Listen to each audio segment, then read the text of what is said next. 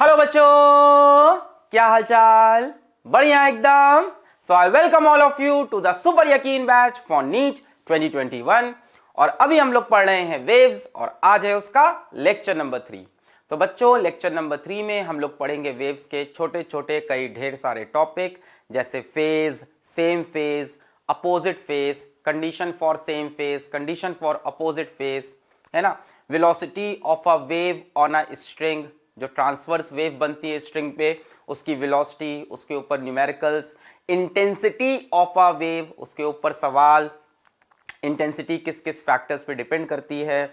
उसके बाद interference of waves, कि जब दो वेव्स मिलती हैं तब क्या होता है, कंस्ट्रक्टिव इंटरफेरेंस, डिस्ट्रक्टिव इंटरफेरेंस। वैसे इंटरफेरेंस का टॉपिक जब मैं क्लास 12th की वेव्स पढ़ाऊंगा तो वहां पे और डिटेल में आएगा। जब वेव ऑप्टिक्स के अंदर पढ़ेंगे वहां पे इंटरफेरेंस और डिटेल में पढ़ेंगे। तो ऐसा मत सोचना कि आज इंटरफेरेंस में सर ने कम पढ़ाया है ना। इंटरफेरेंस में हमको बहुत कुछ पढ़ाना होता है, वो हम पढ़ाते हैं क्लास 12th की वेव ऑप्टिक्स के अंदर। उसके बाद बच्चों आज हम लोग रिवीजन भी उठाएंगे काइनेमेटिक्स का, और जैसा कि मैंने कहा था कि मैं रिवीजन में कुछ नया देने की कोशिश करूंगा, तो आज भी एक बहुत ही खूबसूरत सा नया सा टॉपिक लाया हूं रिवीजन के अंदर। Change in velocity when a particle is moving with constant speed in a circle. जब पार्टिकल सर्कल में कांस्टेंट स्पीड से घूम रहा हो तो चेंज इन वेलोसिटी कैसे हम चुटकी बजाते निकाल सकते हैं। तो शुरू करें। Yes, my name is Alak Pandey, this is your beautiful सा आप फिजिक्स वाला, और ये है आपका जोशीला सा बैच यकीन। स्टार्ट करते हैं बच्चों आज का लेक्चर। टुडेज गोल, बहुत सारे गोल्स हैं। फेज डिफरेंस पढ़ेंगे, पिछली क्लास में भी पढ़ा था हम लोग ने phase difference, time difference, path difference, पहले उसके भी कुछ न्यूमेरिकल्स करेंगे। उसके बाद बच्चों आगे बढ़ेंगे हम लोग, speed of transverse wave on string पढ़ेंगे, इंटेंसिटी ऑफ वेव समझेंगे, इंटरफेरेंस ऑफ वेव देखेंगे, कंस्ट्रक्टिव डिस्ट्रक्टिव। ये इन डिटेल कहां पे आएगा बच्चों? इन डिटेल आएगा वेव ऑप्टिक्स क्लास 12th में, वहां पे इसको फिर से पढ़ना है। और लास्ट में revision kinematics. So let us start today's lecture. चलो, प्रीवियस लेक्चर हमने पढ़ा था कि फेज डिफरेंस दो चीज की वजह से होता था, या तो टाइम डिफरेंस से या तो पाथ डिफरेंस से। आपको याद है phase difference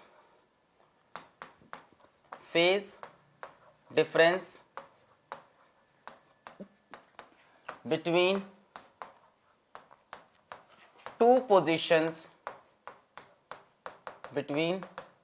two positions of the same particle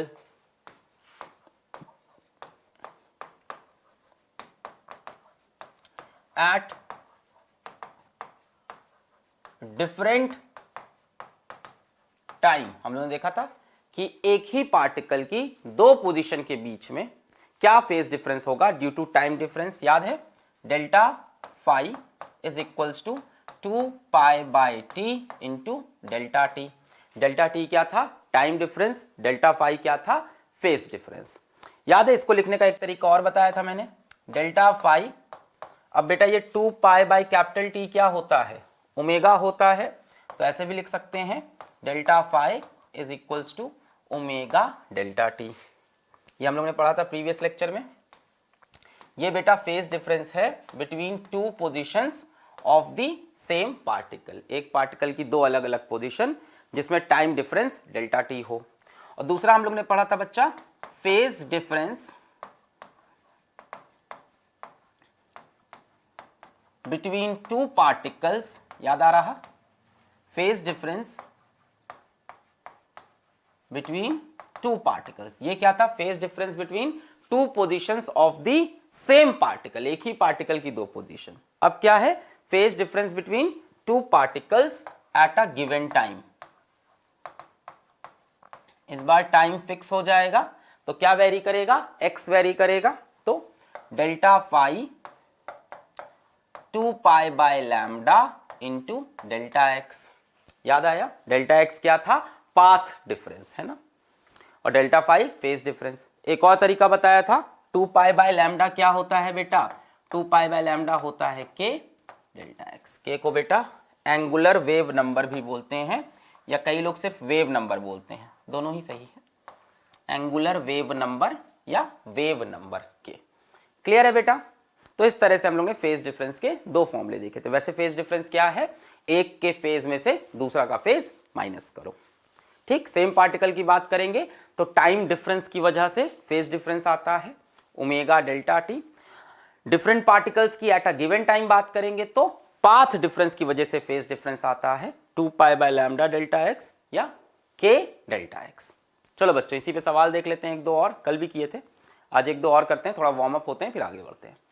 in a travelling wave y is equals to 0.1 sine pi x minus 330 t plus 2/3 SI units में, the phase difference between x1 is equals to 3 metre and x2 is equals to 3.5 metre. बच्चों try करें pause करके, 1 2 3 4 5।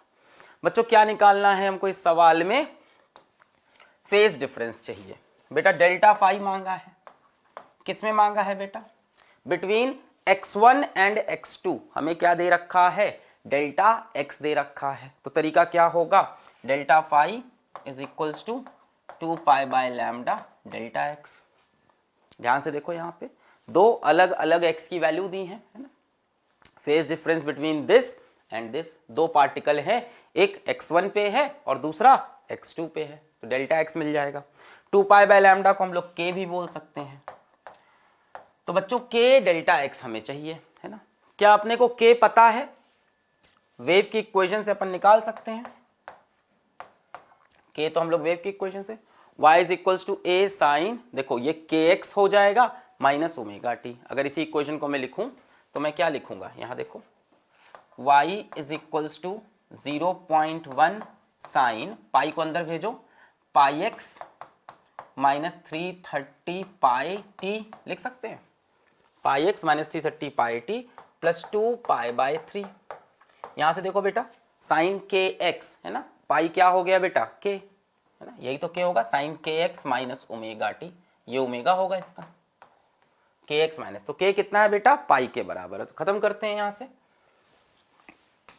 Delta phi के delta x, के समझ में आ रहा है, साइन पाई एक्स, पाई अंदर भेजा, पाई एक्स क्या हो गया बेटा के एक्स, के की वैल्यू हो गई pi, delta phi is equals to k delta x, k हो गया पाई, डेल्टा एक्स हो जाएगा बेटा x2 माइनस x1, x2 कितना है बेटा 3.5, x1 है 3, तो 3.5 माइनस 3 कितना हो गया 0.5, यानी 1/2 कितना हो जाएगा पाई बाई 2, पाई बाई 2, ये रहा।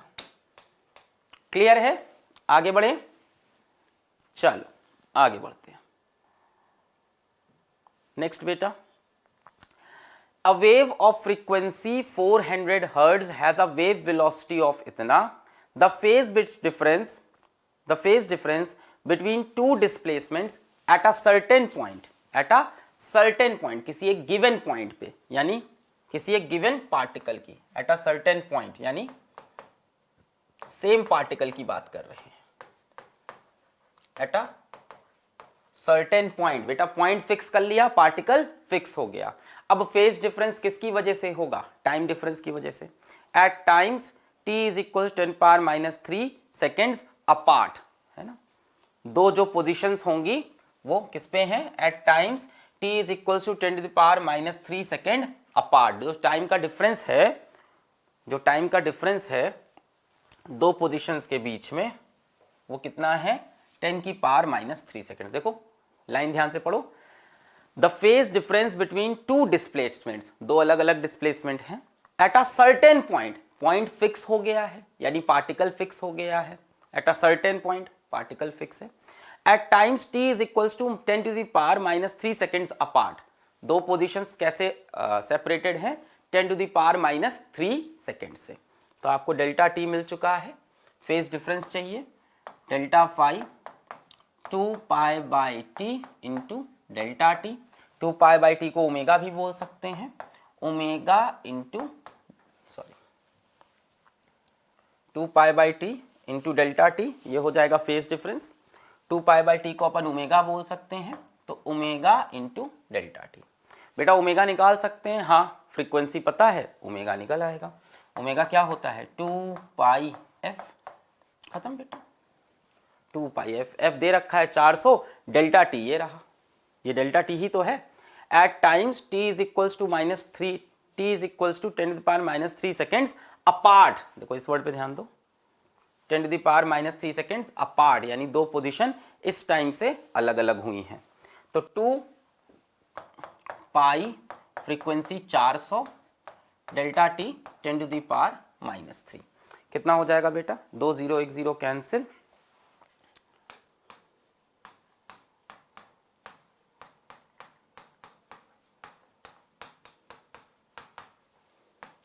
तो 2 पाई इंटू कितना हो जाएगा? 4 इंटू 10 to the power -1 है ना, यानी 4/10। 2 पाई इंटू 4/10, 2 1 जा 2, 2 5 जा 10, 4/5 पाई इज द आंसर। बेटा यहाँ डिग्री में है तो पाई की जगह क्या रख देंगे बेटा? हम लोग 180 रख देते हैं। Pi radian is 180 degree into 180 degree. 4 into 5 3 जा 15, 30, 5 6 जा 30, 4 6 जा 24, 4 3 जा 12 और 2 144 डिग्री, 144 डिग्री। तो ये फेज डिफरेंस होगा between two positions of the same particle separated by this time interval. Clear है? 2 pi by T delta T, इसको हमने ओमेगा लिखा। ओमेगा कैसे निकला? 2 पाई एफ से। चलिए आगे बढ़े। चलो same phase and opposite phase पे अब हम लोग आ गए कि भाई दो पार्टिकल्स कब सेम फेज में होंगे और कब ऑपोजिट फेज में होंगे। बच्चों दो पार्टिकल्स सेम फेज में तब होते हैं जब उनका डिस्प्लेसमेंट मीन पोजीशन से बराबर हो और सेम डायरेक्शन में हो। दो पार्टिकल्स सेम फेज में तब कहलाते हैं जब मीन पोजीशन से उनका डिस्प्लेसमेंट बराबर हो और सेम डायरेक्शन में हो। दूसरी बात, उनकी जो वेलोसिटी है बेटा वो भी सेम होनी चाहिए, यानी उनकी स्पीड और उनका डायरेक्शन ऑफ मोशन सेम हो। बाय वेलोसिटी मतलब क्या? Speed and direction of motion. Velocity मतलब एक तो स्पीड हो गई वेलोसिटी का मतलब, और साथ में डायरेक्शन ऑफ मोशन भी होना चाहिए। तो दो पार्टिकल्स का डिस्प्लेसमेंट भी सेम हो और उनका स्पीड भी सेम हो और डायरेक्शन ऑफ मोशन भी सेम हो, मतलब वेलोसिटी सेम और डिस्प्लेसमेंट सेम। ठीक, इतनी कंडीशन है। देखें जरा, same phase, two particles are in same phase if they have same displacement. Vector y1 is equals to vector y2। बेटा वेक्टर लगाया है मैंने, मतलब मीन पोजीशन से बराबर के डिस्टेंस पे हो और जो डिस्प्लेसमेंट हो वो सेम डायरेक्शन में हो। एक अगर मीन से ऊपर है तो दूसरा भी मीन से ऊपर हो। एक अगर मीन से 2 मीटर ऊपर है तो दूसरा भी मीन से 2 मीटर ऊपर हो। दूसरी बात, दे हैव सेम वेलोसिटी, यानी उनकी स्पीड और उनका डायरेक्शन ऑफ मोशन सेम होना चाहिए, तभी दो पार्टिकल हम लोग बोलते हैं सेम फेज में है। दे हैव सेम वेलोसिटी, बेटा स्पीड भी सेम हो और डायरेक्शन ऑफ मोशन भी। देखो अभी एग्जांपल दूंगा तो आसान लगने लगेगा, अभी शायद थोड़ा सा टफ लग रहा। उनकी स्पीड भी सेम हो, डायरेक्शन ऑफ मोशन भी। Have same displacement and same velocity, तो हम लोग बोलते हैं किसमें है? सेम फेज में। बड़ा सिंपल है, दो पार्टिकल सेम फेज में if they have same displacement from mean position and same velocity, यानी same speed and same direction of motion. चलो देखते हैं, ये मान लो एक वेव है, y वर्सेस x बना है और मान लेते हैं कि वेव इस दिशा में जा रही है। ये वेव मोशन हो रहा है, ठीक है। वेव की जो स्पीड है वो इस दिशा में है। वेव पॉजिटिव x में ट्रैवल कर रही है। हमने मान लिया हमारी वेव पॉजिटिव x में ट्रैवल कर रही है। चलिए बच्चों, हम कुछ पॉइंट्स यहाँ पे बना रहे हैं, कुछ नामकरण करेंगे। इसको बोला point A, point B, point C, point D, E, F, G, H, I, J, K। Sufficient होगा इतना मेरे ख्याल से। A B C D E F G H I J K। चलो बच्चों, हमने कहा हम पहला पार्टिकल पकड़ रहे हैं A।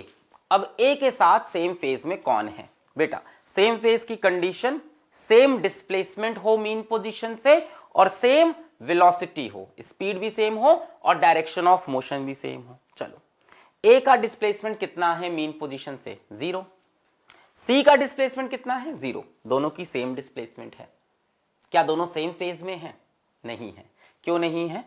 ए का डिस्प्लेसमेंट भी 0 है मीन से, सी का डिस्प्लेसमेंट भी 0 है मीन से, पर दोनों की वेलोसिटी सेम नहीं है। जरा देखो, वेलोसिटी ऑफ पार्टिकल याद है, यहां पे स्लोप कैसी बन रही है? पॉजिटिव, तो वेलोसिटी कैसी हो जाती है? नेगेटिव। याद है? तो ये नीचे आना चाह रहा होगा इस इंस्टेंट पे। याद आया? वेलोसिटी ऑफ पार्टिकल निकालना सिखाया था प्रीवियस लेक्चर में, याद करो। Velocity of particle minus v into slope. याद आ गया आप? अच्छा, तो बेटा v तो इस दिशा में है ही, v तो पॉजिटिव है। मैंने कहा a की वेलोसिटी बतानी है किस तरफ है, तो बेटा यहां पे आपने खींचा टेंजेंट, तो स्लोप तो कैसी आ रही? पॉजिटिव, पॉजिटिव, पॉजिटिव और नेगेटिव, तो वेलोसिटी ऑफ पार्टिकल कैसी हो गई यहां पे? नेगेटिव। तो a किधर आ रहा बेटा? नीचे आ रहा। c की बात करें, c की बात करें, स्लोप कैसी है? नेगेटिव। देखो ये बन रही है नेगेटिव, पॉजिटिव, नेगेटिव। कैसा हो गया बेटा? पॉजिटिव हो गया, यानी c किधर जा रहा है बेटा? ऊपर जा रहा है। तो a और c सेम फेज में नहीं है, जबकि दोनों का डिस्प्लेसमेंट सेम है। कॉन्सेप्ट आ रहा है? वेव में बहुत सारे कॉन्सेप्ट बता रहा हूं। a और c सेम फेज में नहीं है, डिस्प्लेसमेंट तो सेम है पर डायरेक्शन ऑफ मोशन सेम नहीं। वेलोसिटी स्पीड भी सेम होगी, ये भी मैक्सिमम स्पीड है, ये भी मैक्सिमम स्पीड है ना, बट ये नीचे जा रहा, ये ऊपर जा रहा, तो सेम फेज में नहीं है, बल्कि ये अपोजिट फेज में होते हैं। ठीक है, अच्छा खैर, ई पे आओ बेटा। ई का भी डिस्प्लेसमेंट कितना है? 0 है, मीन पोजीशन पे ही है, डिस्प्लेसमेंट 0। बेटा ई की वेलोसिटी किस तरफ होगी? सोचो जरा, टेंजेंट ऐसा बनेगा, पॉजिटिव है ना, स्लोप कैसी बनेगी? पॉजिटिव, पॉजिटिव, नेगेटिव, तो लास्ट में वेलोसिटी नेगेटिव। अब ए और ई को देखो, सेम डिस्प्लेसमेंट सेम वेलोसिटी है ना, मीन पोजीशन पे है, वेलोसिटी ए ओमेगा होगी, इसकी भी ए ओमेगा, मैक्सिमम वेलोसिटी होगी मीन पे, ए ओमेगा, ए ओमेगा, ये भी नीचे, ये भी नीचे, डिस्प्लेसमेंट 0, डिस्प्लेसमेंट 0। तो बेटा ए और ई हो गए सेम फेज में, ए और ई हो गए सेम फेज में है ना, सेम फेज की हम बात कर रहे हैं अभी।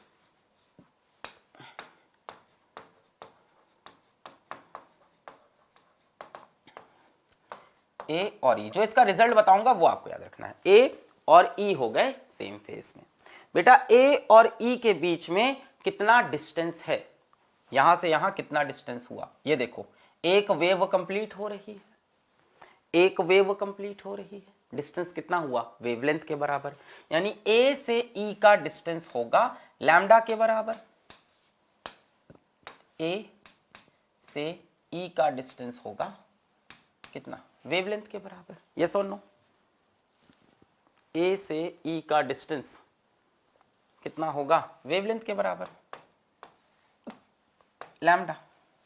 तो जो इनके बीच का पाथ डिफरेंस है डेल्टा एक्स, वो कितना है? लैम्डा। इनके बीच के जो पाथ का डिफरेंस है वो कितना आ रहा? लैम्डा। तो जब पाथ डिफरेंस लैम्डा होता है तो पार्टिकल सेम फेज में होते हैं। जरा आगे बढ़ते हैं बच्चों, हम जी पे पहुंचे बेटा। जी के लिए देखो, स्लोप नेगेटिव है, पॉजिटिव, नेगेटिव, यानी वेलोसिटी पॉजिटिव है। क्या ये ए के साथ सेम फेज में होगा? नहीं होगा, ऊपर जा रहा है। हम आई पे पहुंचे बेटा, स्लोप पॉजिटिव है, पॉजिटिव, नेगेटिव, तो ओवरऑल वेलोसिटी नेगेटिव। बेटा आई भी ए के साथ किस में हो गया? सेम फेज में। कैसे? ए का डिस्प्लेसमेंट 0, आई का डिस्प्लेसमेंट भी 0।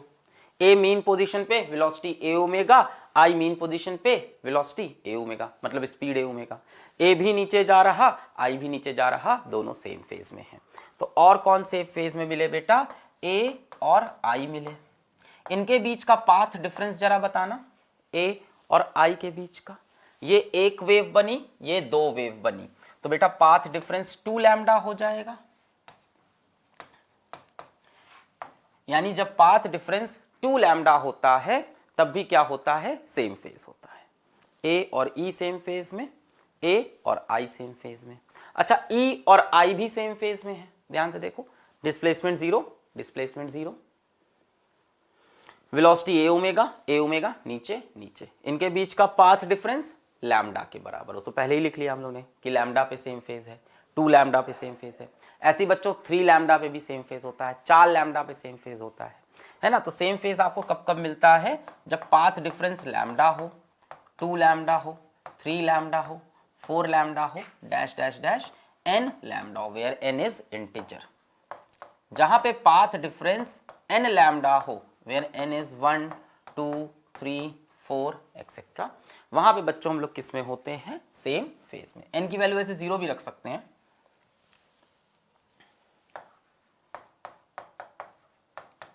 n की वैल्यू 0 भी पुट कर सकते हैं।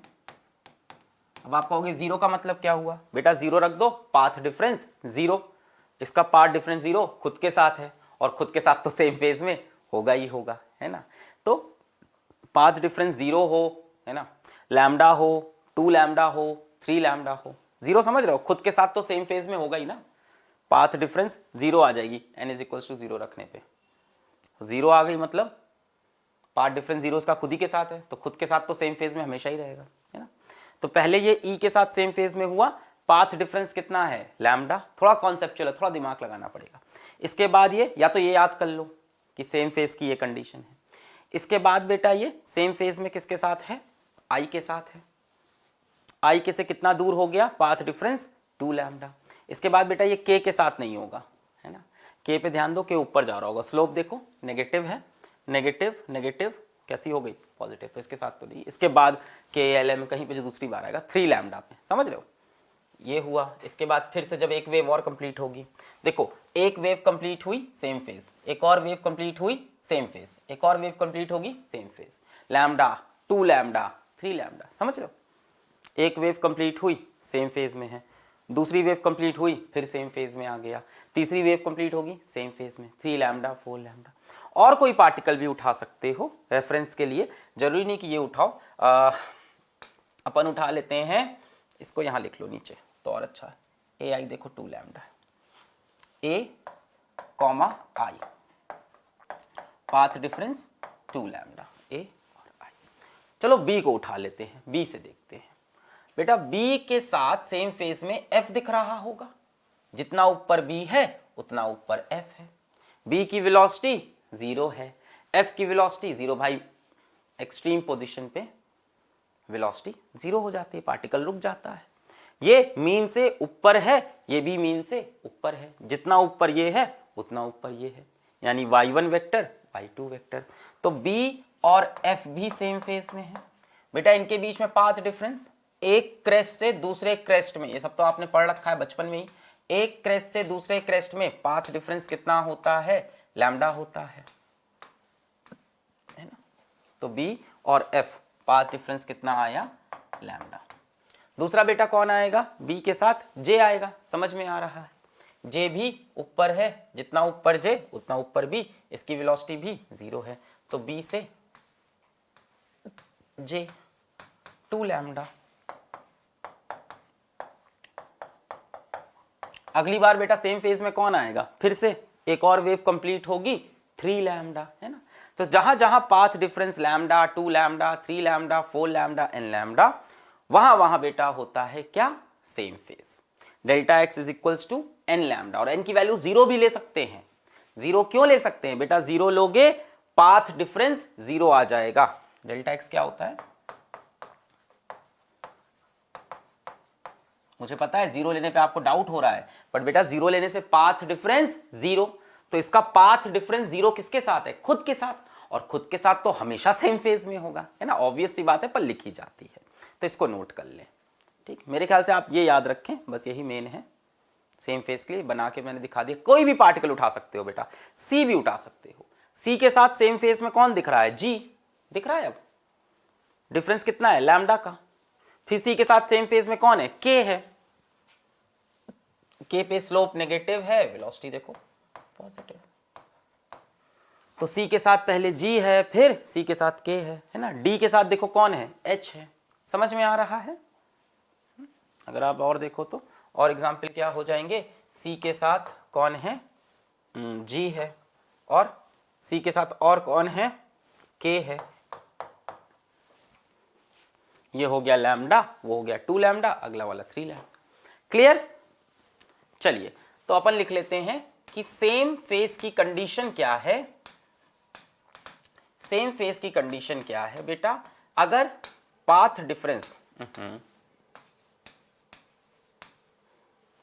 सेम फेज की कंडीशन क्या है? अगर पाथ डिफरेंस डेल्टा एक्स कितना आ जाए? 0 आ जाए, लैम्डा आ जाए, 2 लैम्डा आ जाए, 3 लैम्डा आ जाए, डैश डैश डैश। समझ गए ना 0 क्यों लिखा है? अब पाथ डिफरेंस 0 में भी सेम फेज होगा। दूसरा बेटा बात करते हैं, है ना, या डैश डैश डैश डैश कितना हो जाए बेटा? n लैम्डा हो जाए, है ना। So delta x is equals to n lambda. बात करते हैं फेज का क्या डिफरेंस होता है सेम फेज में। पाथ डिफरेंस हो गया, फेज का क्या डिफरेंस होगा? अब सर सेम फेज है तो फेज डिफरेंस 0 होना चाहिए, है ना, ऐसा जरूरी नहीं है। डेल्टा फाई, डेल्टा फाई कितना होगा फेज डिफरेंस? बेटा delta phi is equals to 2 pi by lambda delta X. याद आ रहा है? 2 pi by lambda delta X सबसे पहले 0 रखा तो डेल्टा फाई की सबसे पहली वैल्यू कितनी आ जाएगी? 0 आ जाएगी। फिर डेल्टा एक्स को लैम्डा रखा, लैम्डा लैम्डा कैंसिल, 2 पाई हो सकती है। फिर 2 लैम्डा रखा, लैम्डा लैम्डा कैंसिल, 4 पाई हो गई। फिर 3 लैम्डा रखा, लैम्डा लैम्डा कैंसिल, 6 पाई हो गई, डैश डैश डैश कितना हो जाएगा? n पाई मत लिखना, देखो ध्यान से, n पाई नहीं, सिर्फ इवन मल्टीपल आ रहे हैं, 0, 2 पाई, 4 पाई, 6 पाई, तो क्या लिखना चाहिए? 2n पाई। तो बेटा फेज डिफरेंस कितना होता है? 2n पाई। सेम फेज का फेज डिफरेंस कितना है? 2n पाई। पाथ डिफरेंस है n लैम्डा और फेज डिफरेंस 2n पाई। क्लियर है? आप चाहो तो वैल्यूज याद रखो, ये भी बहुत बढ़िया होता है। 0 lambda, 2 lambda, 3 lambda, 4 lambda. Lambda lambda का अगर डिफरेंस है पाथ में तो सेम फेज में लैम्डा का, 2 लैम्डा का, लैम्डा के मल्टीपल्स का। और अगर फेज डिफरेंस की बात करें बेटा, सेम फेज में कब आएगा? थोड़ा दिमाग भी चला सकते हो, इसको छोड़ो। सेम फेज में कब आएगा? 0, 0 के बाद पूरा चक्कर घूम के 2 पाई, फिर एक और चक्कर घूम के 4 पाई, एक और चक्कर घूम के 6 पाई, है ना। एंगल का इतना तो पता है ना कि 0 डिग्री पे जो वैल्यू होगी वही वैल्यू फिर से कब आएगी? 2 पाई पे। वही वैल्यू फिर से कब आएगी? 4 पाई पे। वही वैल्यू फिर से 6 पाई पे। चक्कर के बाद, है ना, जो 0 पे होगी एक चक्कर के बाद 2 पाई पे वही वैल्यू 4 पाई पे। जब वैल्यू सेम आ जाएगी साइन के अंदर तो डिस्प्लेसमेंट सेम आ जाएगा। y is equals to A sine omega T minus के एक्स। अब साइन के अंदर जो वैल्यू है वो सेम आ जाएगी। 0 के बाद सेम वैल्यू कब आती है? 2 पाई पे, फिर 4 पाई पे, फिर 6 पाई पे, इस तरह से। तो 2n पाई। तो ये हो गई बेटा कंडीशन सेम फेज की। ठीक है, यहां पे n की वैल्यू 0, 1, 2 डैश डैश डैश। यहां भी n की वैल्यू बेटा 0, 1, 2 डैश डैश। 0 रखने पे phase difference 0, that is same phase. Phase difference 2 pi, same phase, है ना। 0 पे जो वैल्यू होगी फिर 2 पाई के बाद होगी, फिर 4 पाई, है ना। साइन का फंक्शन या कॉस का फंक्शन, ट्रिग्नोमेट्रिक फंक्शंस पीरियोडिक होते हैं 2 पाई के बाद। 2 पाई के बाद खुद को रिपीट करते हैं। 0, फिर 2 पाई, फिर 4 पाई, फिर 6 पाई एंड सो ऑन। नेक्स्ट है बेटा ऑपोजिट फेज। अब दो पार्टिकल ऑपोजिट फेज में कब होते हैं? एकदम कंप्लीटली ऑपोजिट। जब बेटा उनका distance from mean position same हो बट अपोजिट डायरेक्शन में हो। Distance from mean position same हो पर अपोजिट डायरेक्शन में। एक ऊपर हो तो एक नीचे हो। एक 4 मीटर ऊपर है तो एक 4 मीटर नीचे है। जब कंडीशन सेटिस्फाई हो जाए, कौन सी? y1 equal to minus y2, y1 equal to minus y2, है ना। अपोजिट डायरेक्शन में है, सेम फेज के लिए सेम डायरेक्शन। और दूसरी चीज बेटा, उनकी स्पीड तो सेम हो पर डायरेक्शन ऑफ मोशन अलग अलग हो, है ना। ये v1 equal to minus v2, value तो सेम हो पर किसमें हो? ऑपोजिट डायरेक्शन में। Have equal speeds but in opposite directions. ये क्या हो गया बेटा? Opposite phase. थोड़ा एग्जाम्पल लेंगे, इसका भी फील आ जाएगा।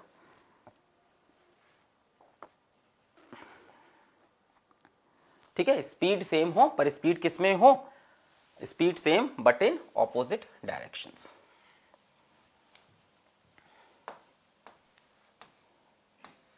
ठीक, वेलोसिटी इक्वल एंड ऑपोजिट हो, डिस्प्लेसमेंट भी इक्वल एंड ऑपोजिट हो। चलो बच्चों, है ना, इसका भी एग्जाम्पल देखते हैं। फिर से पार्टिकल का नामकरण कर लेते हैं बेटा। ए, बी, सी, डी, ई, एफ, जी, एच, आई, जे, के।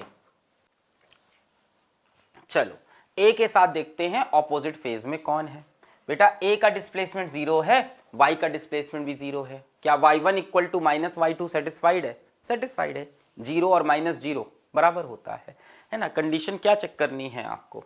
आपको चेक करना है y1 equal to minus y2 और v1 equal to minus v2। Last में मैं समराइज कर दूंगा, ये सब याद रखने की जरूरत नहीं, पर इससे थोड़ा सा फील रहेगा तो एग्जाम में अगर फंसाएगा सवाल तो भी तुम कर लोगे।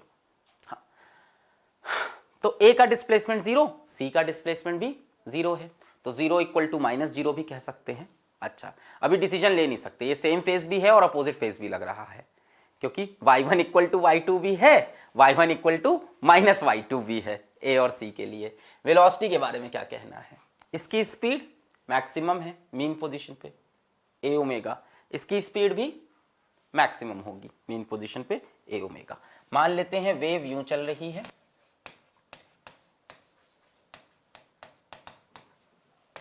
और velocity of particle,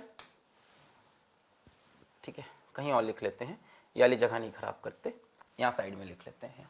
velocity of particle minus v into slope, ये हम लोग को पता है ना। अच्छा, आ जाओ बेटा ए पे। ए पे वेलोसिटी ऑफ पार्टिकल कैसी होगी? स्लोप कैसी है बेटा? पॉजिटिव है। Velocity of particle, velocity of wave भी पॉजिटिव है, ये तो पॉजिटिव दिख रही है, वेव मोशन इस तरफ है, ये भी पॉजिटिव, ये भी positive. Velocity of particle negative हो गई, तो बेटा ये मैक्सिमम स्पीड से नीचे जा रहा होगा, और सी आप जानते हो मैक्सिमम स्पीड से ऊपर आ रहा होगा। मीन पोजीशन पे है ए ओमेगा, मीन पोजीशन पे A omega, but direction of motion different है। y1 equal to minus y2 हो रहा है, 0 0 बराबर है, और स्पीड भी सेम है बट मोशन अपोजिट डायरेक्शन में। बेटा यहाँ पे देखोगे स्लोप कैसी आएगी? नेगेटिव और नेगेटिव पॉजिटिव। तो ए सी के साथ किस में है बेटा? ऑपोजिट फेज में है। अच्छा, फिर ई की बात करें, ई के साथ तो सेम फेज में था, देख चुके हो। ई पे वेलोसिटी नीचे आएगी, बना सकते हो ए ओमेगा, है ना। जी पे फिर ऊपर आएगी ए ओमेगा, अभी बनाया था ना हम लोग ने। आई पे फिर से नीचे आएगी, और के पे फिर से ऊपर आएगी। तो अगर हम सेम फेज की बात करें, सॉरी ऑपोजिट फेज की बात करें,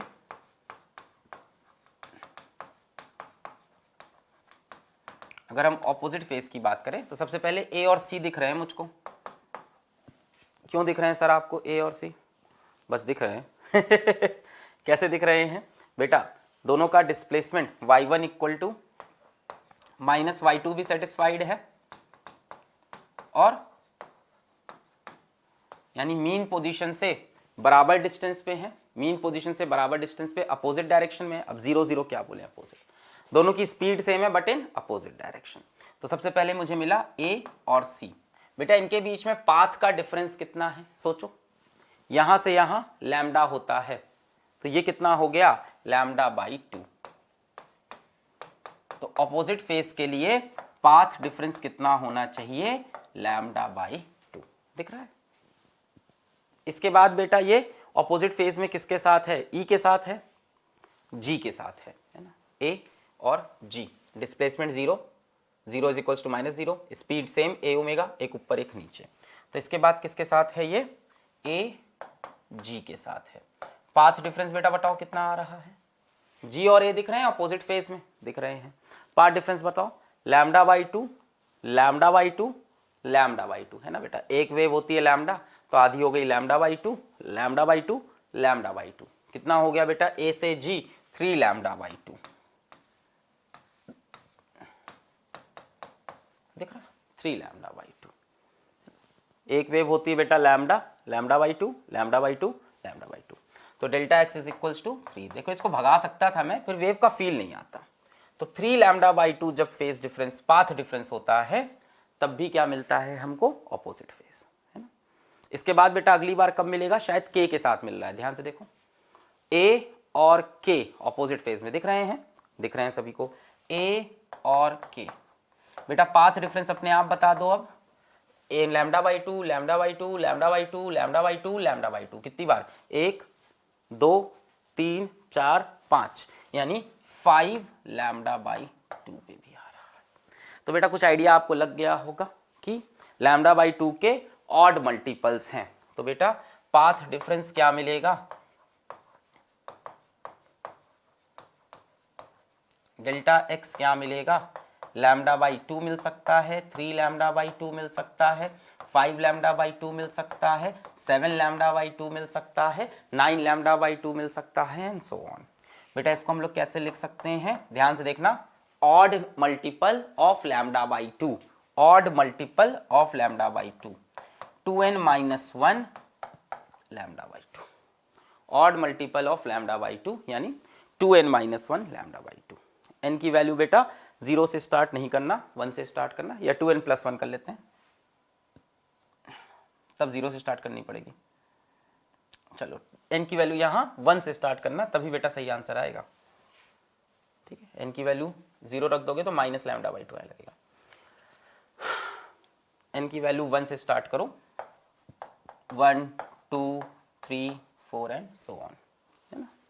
1 रखोगे 2 1 2 माइनस 1 लैम्डा बाई टू, 2 रखोगे 2 2 4 minus 1 3 lambda by to, and so on. इस तरह से बेटा ऑपोजिट फेज में कोई और पार्टिकल देखना हो, b के साथ f किस में होगा, सेम फेज में होगा बेटा, ऑपोजिट में कहाँ, y1 इक्वल टू y2 हो रहा है, नहीं नहीं ये नहीं चाहिए, y1 equal to minus y2 चाहिए। तो b के साथ देखो d होगा ऑपोजिट फेज में, स्पीड इसकी भी 0 है, इसकी भी 0 है, एक्सट्रीम पे है, बट ये y1 है, ये माइनस y1 होना चाहिए ना, ये a है, ये माइनस a है, तो b के साथ d है बेटा, आधी वेव है लैम्डा बाई टू, फिर b के साथ h आएगा, आधी वेव आधी वेव आधी वेव, 3 लैम्डा बाई टू, है ना, बात समझ में। b के साथ सबसे पहले d, ये ऊपर है ये नीचे है, same distance in opposite direction, ये a ये minus a, opposite phase, y1 equal to minus y2, ये आधी वेव है बेटा, कितना होगा लैम्डा बाई टू, फिर h आ रहा है lambda by two, lambda by two, lambda by two, 3 lambda by two, समझ रहे हो। तो ऑपोजिट फेज में और कौन कौन दिख रहा है आपको, b एंड d दिख रहे हैं, और कौन दिख रहा है, b एंड h दिख रहा है कि नहीं। चलो बेटा इसकी भी समरी लिखते हैं, ऑपोजिट फेज,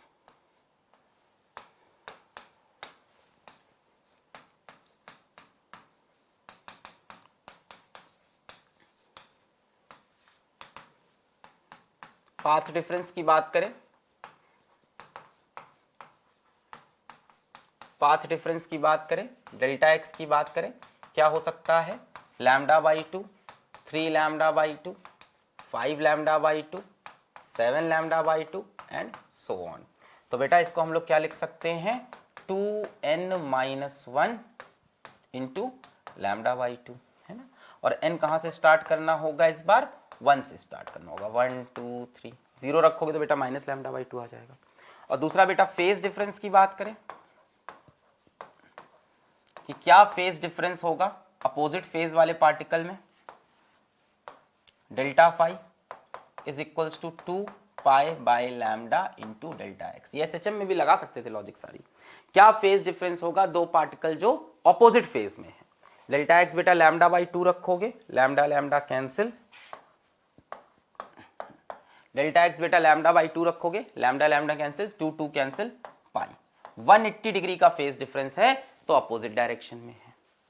इसके बाद बेटा delta x 3 lambda by two रखोगे, lambda lambda cancel, 2 2 cancel, 3 pi, 5 lambda by two रखोगे, 2 2 कैंसिल, लैम्डा लैम्डा कैंसिल, 5 पाई, समझ गए, 7 lambda by two, lambda lambda 2 2 cancel, 7 pi, odd multiples of pi आ रहा है, ऑड मल्टीपल्स ऑफ पाई, तो delta phi कितना आ जाएगा बेटा 2n minus 1 into pi. n की वैल्यू 1 से स्टार्ट करना, 2 1 = 2 माइनस 1। क्या मैं चाहता हूं ये फॉर्मूला याद करो? नहीं, मैं चाहता हूं फील याद कर लो। सेम फेस का मतलब पाथ डिफरेंस, एक वेवलेंथ का, दो वेवलेंथ का, तीन वेवलेंथ का। देखो समराइज करें हम लोग, अगर सेम फेस का मतलब क्या है, पाथ देखो, एक ये इसके साथ ये सेम फेज में, यानी एक वेव कंप्लीट हो जाए, दो वेव कंप्लीट हो जाए, तब सेम फेज में आते हैं। एक वेव कंप्लीट हुई, फिर से सेम फेज में, फिर एक वेव कंप्लीट हुई, फिर से सेम फेज में, यहां से चले सेम फेज, एक और वेव कंप्लीट हुई, सेम फेज, एक और वेव कंप्लीट हुई, सेम फेज, यहां से चले सेम फेज, सेम फेज। यानी एक वेव कंप्लीट हो, दो वेव कंप्लीट हो, तीन वेव कंप्लीट हो, यानी लैम्डा का पाथ डिफरेंस हो 2 लैम्डा का हो, 3 लैम्डा का हो, 4 लैम्डा का हो, 5 लैम्डा का। और पाथ डिफरेंस की बात करें तो, अरे फेज डिफरेंस की बात करें तो बेटा फेज कब रिपीट करता है खुद को? सेम फेज मतलब रिपीट करना। तो 0 डिग्री पे, फिर 2 पाई पे, फिर 4 पाई पे, फिर 6 पाई पे। ठीक, देखो ये हो गया। क्या फॉर्मूला याद करना जरूरी है? नहीं बेटा, मैं नहीं कहता इसका आप फॉर्मूला रट लो, आप फील समझ लो इसका, इसका आप फील समझ लो। ठीक है, क्योंकि बहुत ही बेसिक सी चीज है। अभी क्लास 11th होता तो और डिटेल में समझाते, मजा लेते, अभी भी हमने समझा दिया है मैक्सिमम। दूसरा ऑपोजिट फेज बेटा, ऑपोजिट फेज मतलब आधी आधी वेव के बाद आता है। कब आता है? आधी आधी वेव के बाद। देखो यहां से निकले यू, ये दोनों किसमें? अपोजिट फेज, ये ऊपर जा रहा है, ये नीचे, अपोजिट फेज, λ/2। अगली बार बेटा ये कितनी देर बाद मिला? एक बार अभी मिला, दूसरी बार ये λ/2 पे, अगली बार λ/2 λ/2 λ/2, 3 λ/2, अगली बार 5 λ/2, अगली बार 7 λ/2। फेज डिफरेंस की बात करें बेटा, एक दूसरे के ऑपोजिट हम लोग कब होते हैं? वेक्टर्स याद कर लो, एक दूसरे के ऑपोजिट फेज, वेक्टर याद करो, ऑपोजिट फेज, ऑपोजिट कब होता है? 180 डिग्री, यानी पाई, इसके बाद 3 पाई, इसके बाद 5 पाई, इसके बाद 7 पाई। याद रहेगा आप। सेम फेज में बेटा हम लोग कब आते हैं? जब 0 हो, या 360 डिग्री, 2 पाई, या 720 डिग्री, 4 पाई, या 6 पाई, या 8 पाई। ऑपोजिट फेज 180, कितना सिंपल, ऑपोजिट फेज 180। या उसके बाद कब मिलेंगे? 3 पाई पे मिलेंगे, उसके बाद कब मिलेंगे ऑपोजिट फेज में? 5 पाई में। तो ये है बच्चों फेज की कहानी। ठीक, तो मैं इसमें भी कहूंगा कि आप इसको लर्न ना करें, इसको लर्न ना करें, आप इसका फील समझ लें कि आधी आधी वेव के बाद ऑपोजिट फेज आता है, आधी आधी वेव बस, और एक एक वेव के बाद सेम फेज आता है। सवाल आ गया? वैसे सवाल इसमें हम लाए नहीं है, बट फील देना जरूरी था। The diagram shows the propagation of a wave which points are in same phase. जल्दी से बता दे बेटा कौन से पॉइंट सेम फेज में हैं? F and G. चलो ऑप्शन देखते हैं, पॉइंट बहुत सारे हैं। Are in same phase, option देखते हैं, अपन अपने कॉन्सेप्ट से ही सही कर जाएंगे। Are in same phase, F and G. बेटा क्या लगता है, एफ और जी सेम फेज में हो सकते हैं? बिल्कुल नहीं हो सकते हैं। सी एंड ई, सी और ई सेम फेज में है क्या? नहीं बेटा, सेम फेज में कब होते हैं? एक एक वेव के बाद, है ना। ये तो अपोजिट फेज में, एक ऊपर एक नीचे, ये तो अपोजिट है। बी एंड जी, बी और जी, नहीं बेटा ये तो सेम फेज में है ही नहीं, इसका डिस्प्लेसमेंट 0 है, उसका पॉजिटिव है। बी एंड एफ, बी और एफ बेटा एक वेव कंप्लीट होने के बाद है, सही है। बी और एफ के बीच में अगर हम पाथ डिफरेंस देखें, डेल्टा एक्स कितना होगा? एक वेव का लैम्डा, सही है। क्लियर? नेक्स्ट आ गया बेटा हम लोग स्पीड ऑफ वेव। देखो उस कॉन्सेप्ट को बहुत दिल में नहीं लगाना है, बस याद रखना कि सेम फेज क्या होता है, अपोजिट फेज। जैसे मान लो इसका सवाल और कैसे आ सकता था कि आपको एसएचएम का सवाल दे दे कि भाई इसी का सवाल और किस तरह से आ सकता है। देखो क्वेश्चन और कैसे बन सकता है, मान लो आपको question they they, 2 particles in a wave are as shown, are as described, are as described. 1 at maximum displacement on one side, other at maximum displacement on other side। अब बताओ बच्चों इन दोनों का फेज डिफरेंस कितना होगा। एक maximum displacement on one side, एक maximum displacement on other side. कितना फेज डिफरेंस है? ऑपोजिट डायरेक्शन में सेम डिस्प्लेसमेंट है, फेज डिफरेंस कितना हो सकता है? पाई हो सकता है, 3 पाई हो सकता है, 5 पाई हो सकता है, 7 पाई हो सकता है। आप जो भी ऑप्शन एग्जाम में देखिए आप टिक मार दोगे इसमें से। चलो, speed of a wave on string. बेटा स्ट्रिंग पे कौन सी वेव होती है? ट्रांसवर्स, क्योंकि वेव यूं चलती है, सॉरी पार्टिकल्स यूं ऑसिलेट करते हैं, स्ट्रिंग ऐसी ऑसिलेट करती है और वेव यूं चलती है। हमने बताया था ना कि हमारे पास एक रस्सी हो, स्ट्रिंग हो, है ना, रोप, उसको वहां बांध दें और यहाँ से ऐसे झटके दें, है ना, ऐसे ऐसे ऐसे ऐसे। तो पार्टिकल कैसे ऑसिलेट कर रहे, ऊपर नीचे, वेव कैसे चल रही, आगे को जा रही है। तो बेटा speed of transverse wave on string. बेटा इसमें जो स्पीड होती है वेव की वो होती है v is equals to under root T by mu. Simple, under root T by mu, under root T by mu. अब टी क्या होता है बेटा? टी होता है टेंशन इन स्ट्रिंग। म्यू क्या होता है बेटा? म्यू होता है मास पर unit length. It's not mass, is mass पर यूनिट लेंथ, मास पर यूनिट लेंथ, म्यू, मास पर यूनिट लेंथ। ठीक है, तो बेटा जो वेलोसिटी होती है स्ट्रिंग के ऊपर वेव की, वो दो चीज पे डिपेंड करती है कि स्ट्रिंग में टेंशन कितना बन रहा है और स्ट्रिंग का मास पर यूनिट लेंथ कितना है। ठीक, velocity of wave on string depends upon, एक बेटा टेंशन पे और दूसरा मास पर यूनिट लेंथ पे।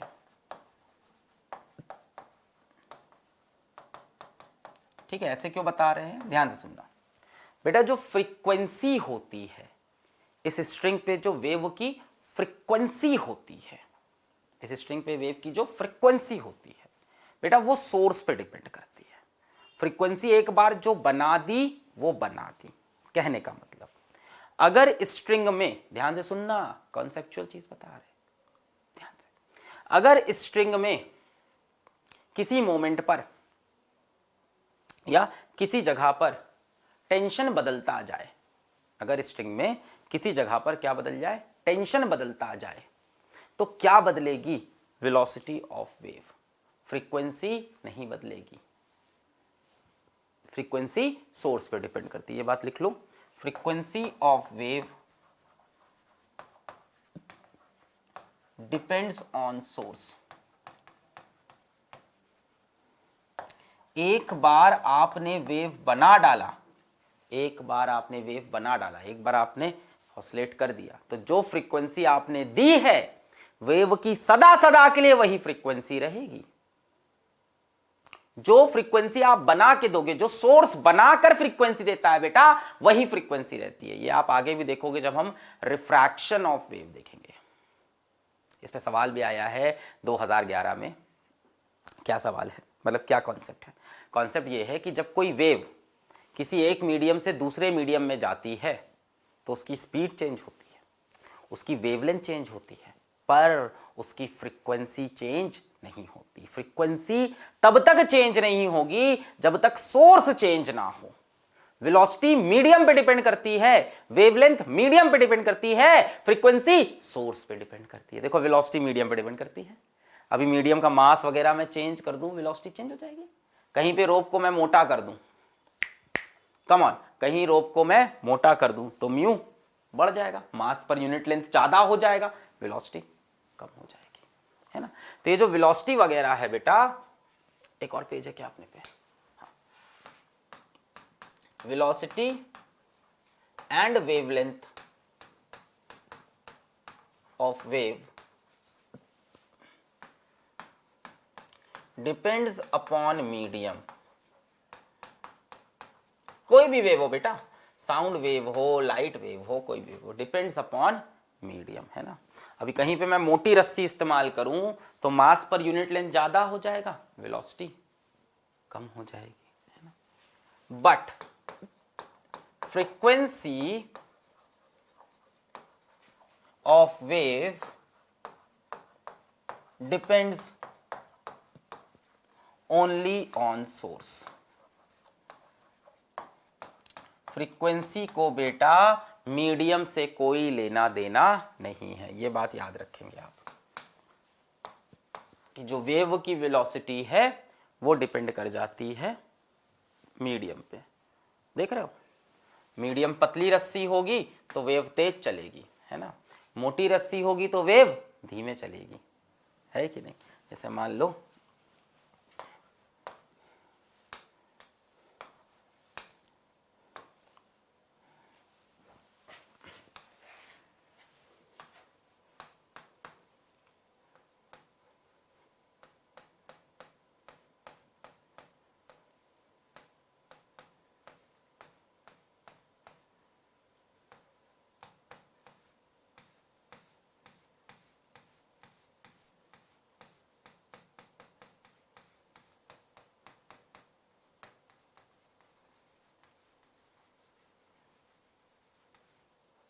ये क्या हुआ, ये दो तरह की रोप है, ये वाली रोप पतली है, ये वाली रोप मोटी है। यहां से मैंने एक बम्प बनाकर इस दिशा में भेज दिया, यहां से मैंने एक बम्प बनाकर इस दिशा में भेज दिया, ठीक है। यहां पे दो रोप हैं, ये कैसी है, थिन रोप, और ये कैसी है, थिक रोप है। एक थिन रोप है, एक थिक रोप है।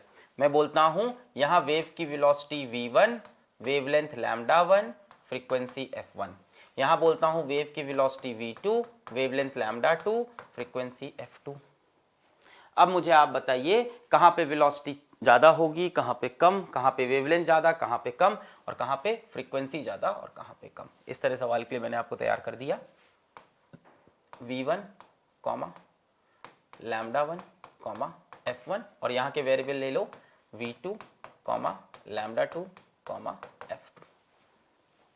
अब बताएं बेटा, जब रस्सी मोटी होगी, अगर टेंशन सेम है, अगर स्ट्रिंग में टेंशन सेम है, मानते कि टेंशन सेम है दोनों रस्सी में, जब रस्सी मोटी होगी तो बेटा स्पीड क्या होगी, कम हो जाएगी। देखो स्पीड क्या है, इनवर्सली प्रोपोर्शनल टू मास पर यूनिट लेंथ। रस्सी मोटी हुई, मास ज्यादा हुआ, स्पीड कम हो गई। तो बेटा क्या बोलेंगे आप, answer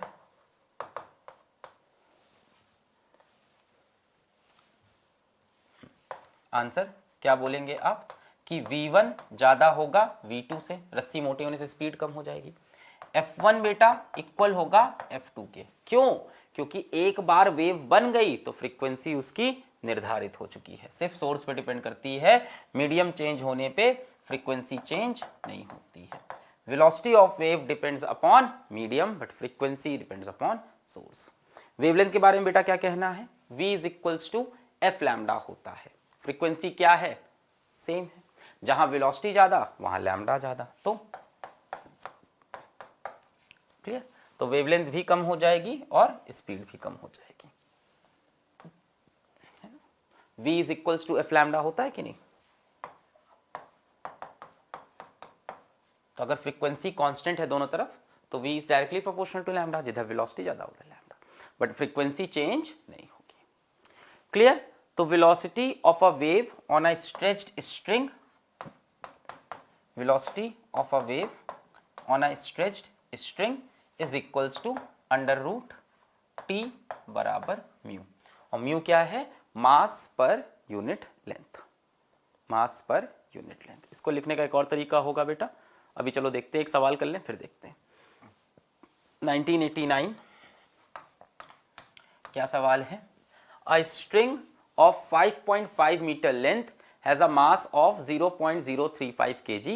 If the tension in the string is 77 Newton, then the speed of wave on the string is।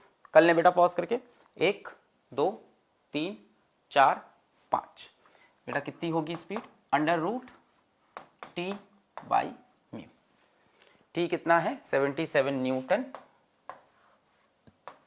SI unit में है। म्यू क्या होगा बेटा मास पर यूनिट लेंथ। बेटा मास कितना गिवन है 0.035 kg, मास पर यूनिट लेंथ, लेंथ कितनी है 5.5 मीटर एसआई यूनिट में ये भी, तो ठीक है। सीजीएस में होता चेंज करते, वेलोसिटी भी एसआई में दी है सारी मीटर पर सेकंड, तो सब एसआई में रखा। टेंशन 77, मास पर म्यू क्या है मास पर यूनिट लेंथ, मास ये है लेंथ ये है, ये ऊपर आ जाएगा मेरे ख्याल से अंडर रूट 77 इंटू 5.5 अपॉन 0.035 लिख सकते हैं। कितना हो जाएगा बेटा, यहाँ से डेसिमल हटाएं और यहाँ से डेसिमल हटाएं, तो यहाँ से हटाएंगे नीचे 10 आएगा और यहाँ से हटाया 1 2 3, ठीक है सही है। यहाँ से हटाया नीचे 10, यहाँ से हटाया 3, 0 से 0 कैंसिल हुआ। अब बताओ और कुछ कैंसिल हो रहा है, बोलो सही है, सही लिखा है ना। अंडर रूट 77 और ये ऊपर आ गया इंटू 5.5 अपॉन 0.035, यहाँ से हटा नीचे 10 आया, यहाँ से हटा ऊपर 1000 आया, ये 0 से 0 कैंसिल, 5 1 जा 5, 5 1 जा 5, 5 7 जा 35, 7 1 जा 7, 7 1 जा 7, 11 इंटू 11 इंटू 100, 11 इंटू 11 इंटू 100। बेटा रूट लगा है तो एक 11 बाहर आ जाएगा, एक 10 बाहर आ जाएगा, 110 आंसर हो जाएगा, सही है 110 मीटर पर सेकेंड, सभी का आ गया होगा 110 मीटर पर सेकेंड। ठीक है, एक टॉपिक और पढ़ाना था, यहीं पे देख लो जरा।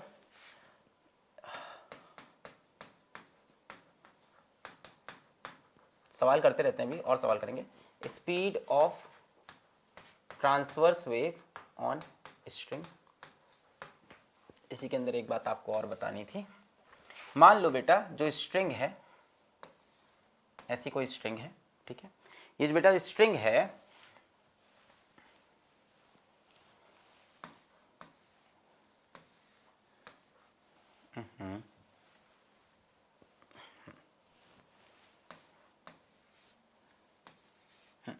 मान लो कोई स्ट्रिंग है, इसका रेडियस r है, इसकी डेंसिटी मान लेते हैं रो है और इसकी लेंथ मान लेते हैं l है, ठीक है, मास नहीं given, radius r, density rho, length l।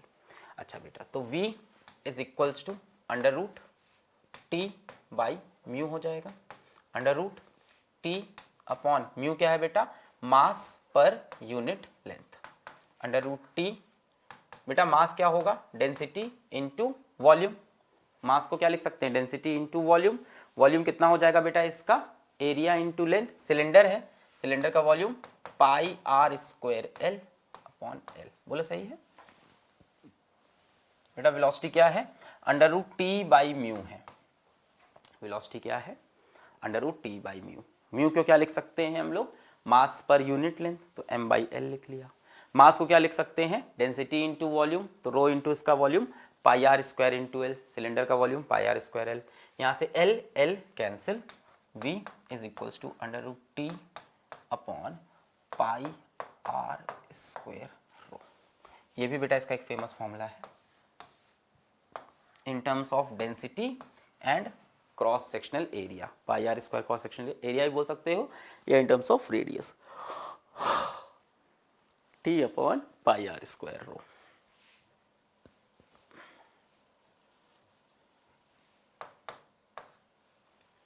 T upon pi r square rho, ठीक, velocity is inversely proportional to density, inversely proportional to r square, ठीक, याद रहेगा। तो दो फॉर्मूले हो गए हमारे पास, एक ये हो गया v is equals to under root T by mu, mu mass पर यूनिट लेंथ, या t upon pi r square, ठीक है।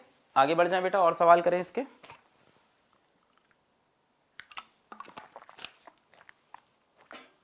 आइए इसके और सवाल गिराते हैं हम लोग, क्या है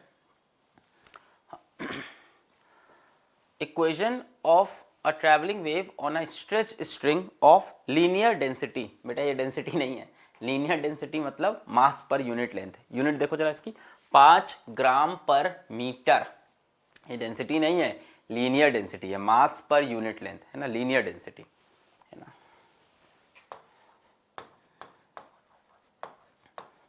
इसको डेंसिटी मत समझ लेना, लीनियर डेंसिटी मतलब मास पर यूनिट लेंथ है ना, लीनियर लेंथ वाली डेंसिटी,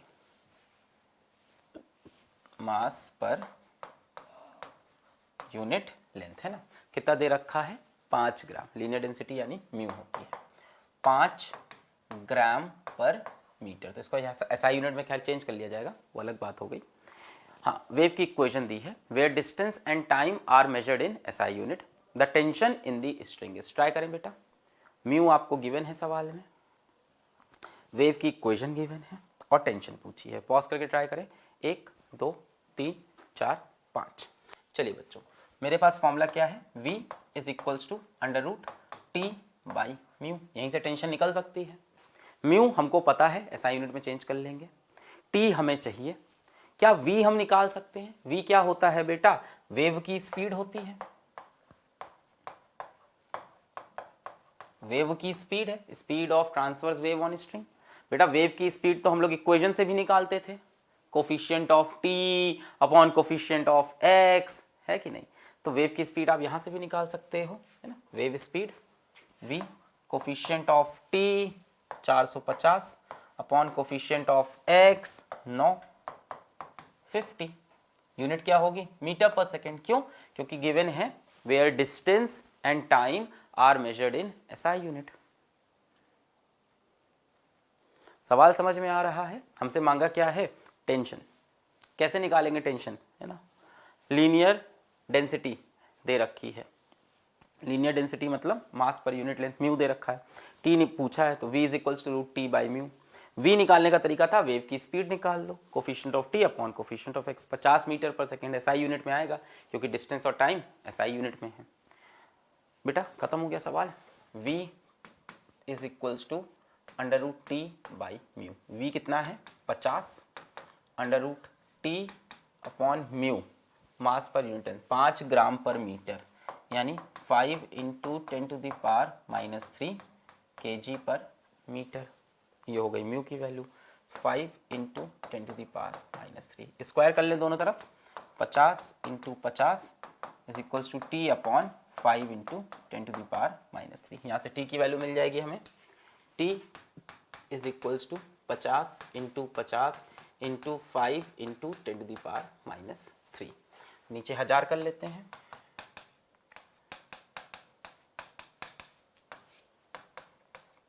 ये 0 ये 0 ये 0 ये 0, 5 1 5 5 2 10 5 5 25 बटे 2 12.5, ऐसा यूनिट में आंसर आना चाहिए न्यूटन, 12.5 न्यूटन। समझ में आया, ठीक, तो डायरेक्ट सवाल ही था, बस वेलोसिटी ऑफ वेव हमको निकालने का तरीका भी पता था, हमने वहां से वेलोसिटी निकाली, और ये वेव किस पे है, स्ट्रेच्ड स्ट्रिंग पे है ना, यहाँ लिखा था वेव किस पे है, स्ट्रेच्ड स्ट्रिंग पे है, तो under root T by mu कर दिया, क्लियर। चलिए आगे बढ़ते हैं, नेक्स्ट बच्चों क्या है, figure shows a string of linear mass density, देखो लीनियर मास डेंसिटी, वही कह रहा हूं कंफ्यूज मत होना, लीनियर मास डेंसिटी 1 ग्राम पर सेंटीमीटर, ये क्या चीज होती है बेटा, म्यू, मास पर यूनिट लेंथ, 1 ग्राम पर सेंटीमीटर, मास पर, लीनियर मास डेंसिटी, डेंसिटी नहीं है ये, मास पर यूनिट लेंथ है, on which a wave pulse is travelling, एक वेव पल्स ट्रैवल कर रही है, find the time taken by the pulse in travelling through a distance of 50 centimetre on the string, string पे 50 सेंटीमीटर ट्रैवल करने में कितना time लगेगा, pause करके ट्राई करें, 1 2 3 4 5, चलो बच्चों यहाँ पे आ जाएगी क्या टेंशन, यहाँ पे आ जाएगी टेंशन, बेटा टेंशन किसके बराबर होगा, 1g के बराबर होगा, है ना, 1 kg का वेट रखा है तो टेंशन कितना हो जाएगा, T is equals to mg, tension 1 kg का वेट संभाल रहा है, तो T is equals to 1 into g, g यानी कितना हो जाएगा 10 न्यूटन, है ना, जी की वैल्यू 10 मान लेते हैं अप्रॉक्सीमेटली, 10 न्यूटन हो गई टेंशन, मास कितना है 1, इंटू 10। 1 kg का मास संभाल रहा है, 1 इंटू 10, 10 न्यूटन। अब फाइंड द टाइम टेकन। बेटा टाइम कैसे निकलेगा? डिस्टेंस अपॉन स्पीड से। डिस्टेंस पता है, स्पीड निकालनी है, तो v निकाल लिया जाए। v under root T by mu. T कितना दे रखा है? 10। मास पर यूनिट लेंथ कितना है? 1 ग्राम पर सेंटीमीटर। SI यूनिट में चेंज करें, 10 टू दी पावर -3 kg, और सेंटीमीटर की जगह 10 की पावर -2 मीटर। कितना आ जाएगा ये? 10 की पावर -1 आ जाएगा, है कि नहीं? 1 ग्राम पर सेंटीमीटर दिया है, तो ग्राम को केजी में चेंज किया, 10 to the power -3 kg। Centimetre को मीटर में चेंज किया, 10 की पावर -2 मीटर। तो 10 की पावर -1, 10 की पावर -1, यही तो आएगा। दिखाई पड़ रहा है? 10 की पावर -1 kg पर मीटर। लिख लिया बेटा। ये 10 ऊपर चला जाएगा, अंडर रूट 10 इंटू 10 कितना हो गया? 10 मीटर पर सेकेंड। SI यूनिट में निकाला अपन ने। टेंशन देखो SI यूनिट में रखी है, और म्यू भी हमने SI यूनिट में रखा है। टेंशन वेट के बराबर, mg के बराबर, 1 इंटू 10, 10 न्यूटन। म्यू 1 ग्राम पर सेंटीमीटर, SI यूनिट में चेंज किया, 10 की power -3 kg, centimetre 10 power -2 metre, 10 power -1। ये हो गई वेलोसिटी। अब बेटा हमसे टाइम पूछा है, तो time is equals to distance upon speed. Accelerated motion तो है नहीं, कांस्टेंट वेलोसिटी से चल रही, क्योंकि टेंशन तो हर जगह सेम होगा स्ट्रिंग में। क्या टेंशन चेंज होगा क्या? नहीं, बीच में कोई ऑब्जेक्ट वगैरह तो आया नहीं, और स्ट्रिंग को भी हम मासलेस मान रहे हैं अभी के लिए। हम मासलेस कैसे हो सकती है सर? मास पर यूनिट लेंथ है, बट हम मान रहे हैं कि टेंशन क्या है? सेम है, ठीक है। टेंशन डिफरेंट मानने को कहा नहीं, अगर कहता तो हम लोग टेंशन डिफरेंट करते, है ना। अगर रियलिटी में जाओगे तो टेंशन चेंज होगी, हकीकत में बात करें तो टेंशन चेंज होगी भाई। क्यों? क्योंकि स्ट्रिंग का मास है, मास पर यूनिट लेंथ, बट हम लोग यहाँ मानते हैं टेंशन सेम। तो टेंशन सेम है हर जगह बेटा, तो v भी क्या रहेगा? सेम। तो कांस्टेंट स्पीड। डिस्टेंस कितना था? 50 सेंटीमीटर, तो इसको SI यूनिट में चेंज कर लें, 50 into 10 to the power -2 metres. Speed 10 metre पर second. 0 0 cancel, 5 into 10 to the power -2 seconds, है ना, यानी 5/100।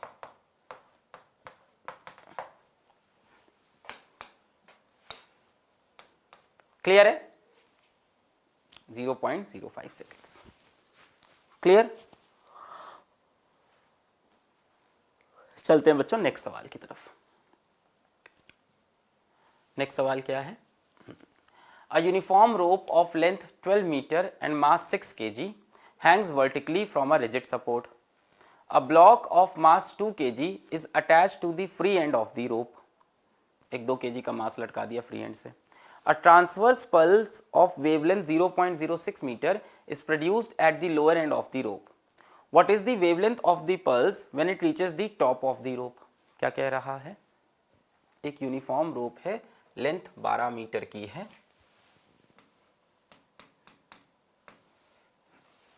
A uniform rope of length 12 metre and mass 6 kg hangs vertically from a rigid support. अच्छा ठीक है, इसकी लेंथ 12 मीटर है और इसका मास है 6 kg। Of length 12 metre and mass 6 kg hangs from a rigid support. A block of mass 2 kg is attached to the free end of the rope. यहाँ पे एक ब्लॉक लटका है मास 2 kg का। A transverse pulse of wavelength 0.06 meter is produced at the lower end of the rope. यहाँ पे बच्चों एक पल्स बनाई गई है, एक ट्रांसवर्स पल्स बनाई गई है at the lower end of the rope.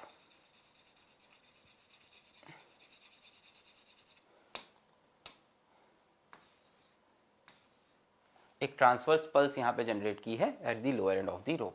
अच्छा किधर जाएगी? ऊपर को जाएगी।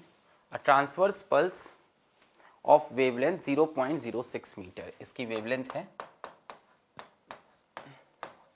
0.06 मीटर की, यहाँ पे जनरेट की गई है, ठीक है।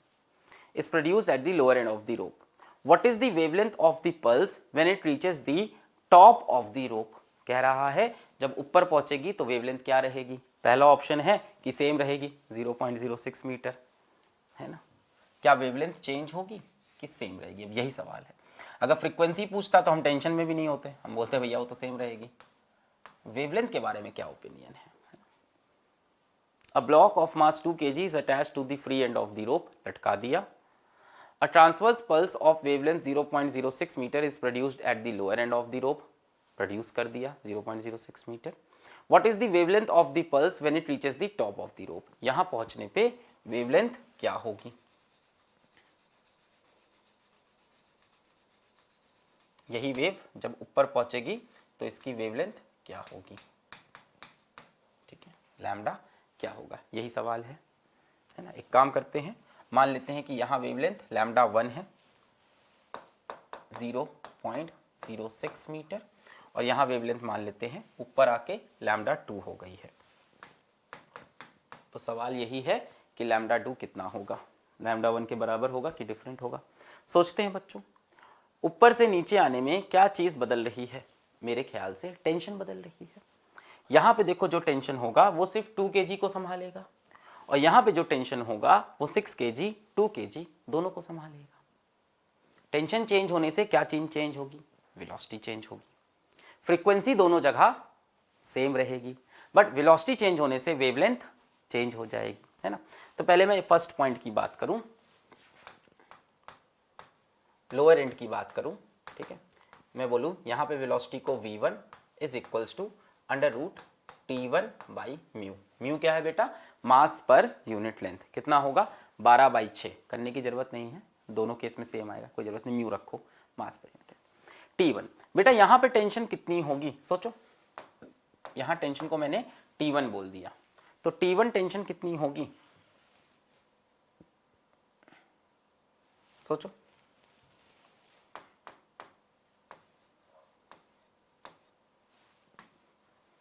T1 टेंशन कितनी होगी,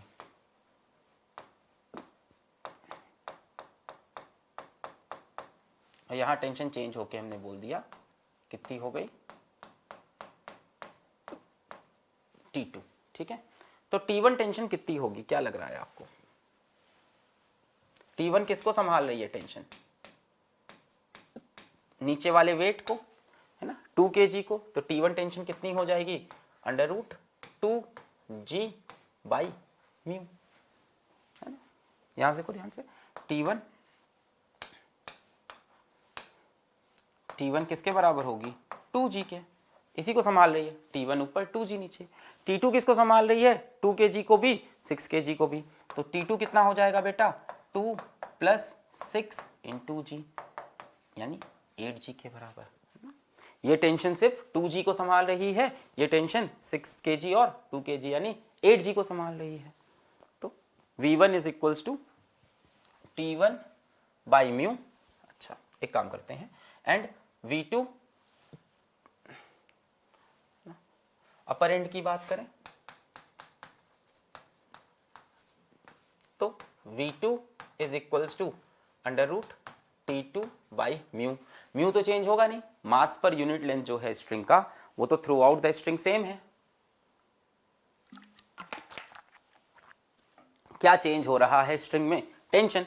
यहां पे टेंशन इस मास की वजह से, यहां पे टेंशन इस मास और इस मास दोनों की वजह से, टेंशन चेंज होने से वेलोसिटी चेंज हो रही है। एक काम करते हैं, इनका रेशियो निकाल लेते हैं, v2 by v1 is equals to under root t2 by t1, यही आएगा। म्यू म्यू तो कैंसिल हो जाएगा, v2 बाई v1 करोगे under root t2 by t1 आ जाएगा, है ना।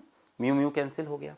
अब बेटा वैल्यू रख देते हैं, अंडर रूट t2 कितना है 8g और t1 कितना है 2g, तो g कैंसिल, कितना हुआ अंडर रूट 4। तो v2 by v1 is equals to 2 हो जाएगा, रूट 4 की वैल्यू। अब बेटा v को क्या लिख सकते हैं, सोचो, हमें वेवलेंथ की तरफ जाना है, तो क्या हम v को f लैम्डा लिख सकते हैं, बिल्कुल लिख सकते हैं। तो v2 की जगह लिख लो f लैम्डा 2, v1 की जगह f lambda 1 is equals to 2, क्योंकि बेटा f तो सेम रहेगा, फ्रीक्वेंसी तो चेंज होगी नहीं, f lambda 2 f lambda 1, f cancel हो जाएगा, lambda 2 upon lambda 1 is equals to 2, lambda 2 is equals to 2 lambda 1, lambda 1 कितना है 0.06, 2 6 12 1।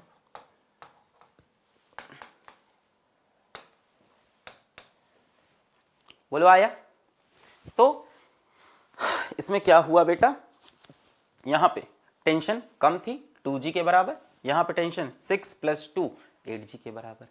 यहाँ पे speed of transverse wave √T1/μ, यहाँ पे √T2/μ। म्यू पूरे स्ट्रिंग में सेम रहेगा, मास पर यूनिट लेंथ। हमने कहा v2/v1 कर देते हैं, √T2/T1 आ जाएगा। T2 किसके बराबर, 8g के, T1 2g के, √4 हो गया। v2/v1 2 हो गया। v2 को लिख सकते हैं f λ2, v1 को लिख सकते हैं f λ1। ये तो पता होगा ना कि v = f λ होता है। f कैंसिल, λ2 = 2 टाइम्स ऑफ λ1 और λ1 की वैल्यू होगी 0.06। ठीक है, चलो आगे बढ़ते हैं। नेक्स्ट सवाल, नीट 2016।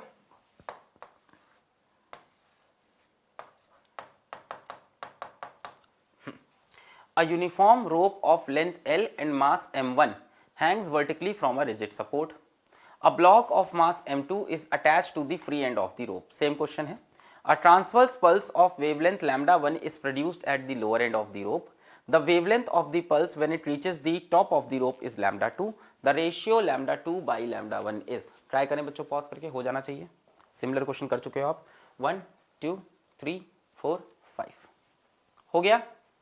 चलिए, a uniform rope of length L and mass m1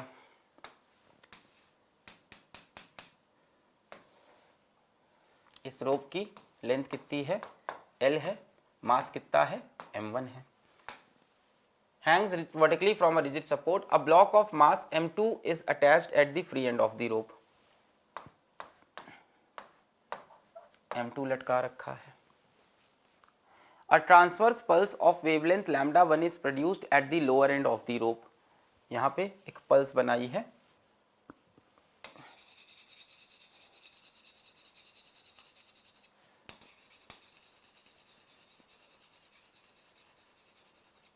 A transverse pulse of wavelength λ1 is produced at the lower end of the rope. यहाँ पे एक पल्स क्रिएट की गई है वेवलेंथ λ1 की, और यहाँ आके इसकी पल्स पूछी है कितनी होगी। शायद रेशियो पूछा है बल्कि दोनों का। The wavelength of the pulse when it reaches the top of the rope is λ2. The ratio λ2/λ1। बेटा हो जाएगा, अब ये कर लिया है। यहाँ टेंशन कितनी होगी, T1 होगी। यहाँ टेंशन कितनी होगी, T2 होगी। T1 किसके बराबर होगा, m2g के बराबर होगा। T1 किसके बराबर होगा, T1 दोनों को संभाला हुआ है, m1 + m2 इंटू g के बराबर होगा। ठीक, क्या लिख सकते हैं, वेलोसिटी की इक्वेशन लिख सकते हैं। v1 हो जाएगा √T1/μ, v2 हो जाएगा √T2/μ। डिवाइड कर देंगे v2/v1 √T2/T1। √T2 कितना हो जाएगा बेटा, ये T1 ही लिख दिया मैंने, सॉरी। T2 कितना हो जाएगा, m1 + m2 इंटू जी, और T1 कितना हो जाएगा, m2g। जी यहाँ से कैंसिल हो जाएंगे। v2/v1 = √m1 + m2 upon m2। अब v2 की जगह हम लोग लिख सकते हैं f λ2, v1 की जगह f λ1। बाई फ्रीक्वेंसी तो क्या रहेगी, सेम रहेगी, = √m1 + m2 upon m2। f cancel, λ2 upon λ1 का रेशियो आ गया है। f कैंसिल हो जाएगा, λ2/λ1 √m1 + m2 अपॉन m2 हो गया। λ2/λ1 √m1 + m2 upon m2। Clear है। तो यही कॉन्सेप्ट मैं आपको बता रहा था कि फ्रीक्वेंसी सिर्फ और सिर्फ सोर्स पे डिपेंड करती है। एक बार वेव आपने यहां पर बना दी तो उसकी फ्रीक्वेंसी वही रहेगी, अब चेंज नहीं होगी। Frequency depends on source, velocity and wavelength depends upon medium. Clear है बेटा। v1 √T1/μ, v2 √T2/μ, mu दोनों जगह सेम होगा क्योंकि मास पर यूनिट लेंथ चेंज नहीं होने वाला। v2/v1 √T2/T1, T2 हो जाएगा m1 + m2g, T1 हो जाएगा m2g, है ना, फिर रख दिया हम लोग। चलो आगे बढ़ते हैं। नेक्स्ट हम लोग आगे बेटा, ये टॉपिक खत्म हुआ, velocity of transverse wave on string, intensity of wave. बेटा इंटेंसिटी क्या होता है? देखो, जब भी कोई वेव मीडियम में ट्रैवल करती है तो अपने साथ क्या लेके जाती है? एनर्जी, है ना। वेव क्या लेके जाती है? Energy. Wave motion transfers energy, है ना। वेव क्या क्या ट्रांसफर करती थी अगर आपको याद हो? एनर्जी एंड मोमेंटम, ठीक है, एनर्जी ट्रांसफर करती है। तो मान लो बेटा यहां से कोई एक वेव जा रही है यूं, ठीक है, और ये वेव मान लो पास कर रही है, ऐसे जा रही है, ठीक है। अब हमने कहा इस वेव की इंटेंसिटी क्या है, तो आपको क्या करना है, वेव मोशन के परपेंडिकुलर डायरेक्शन में एक एरिया बनाना है।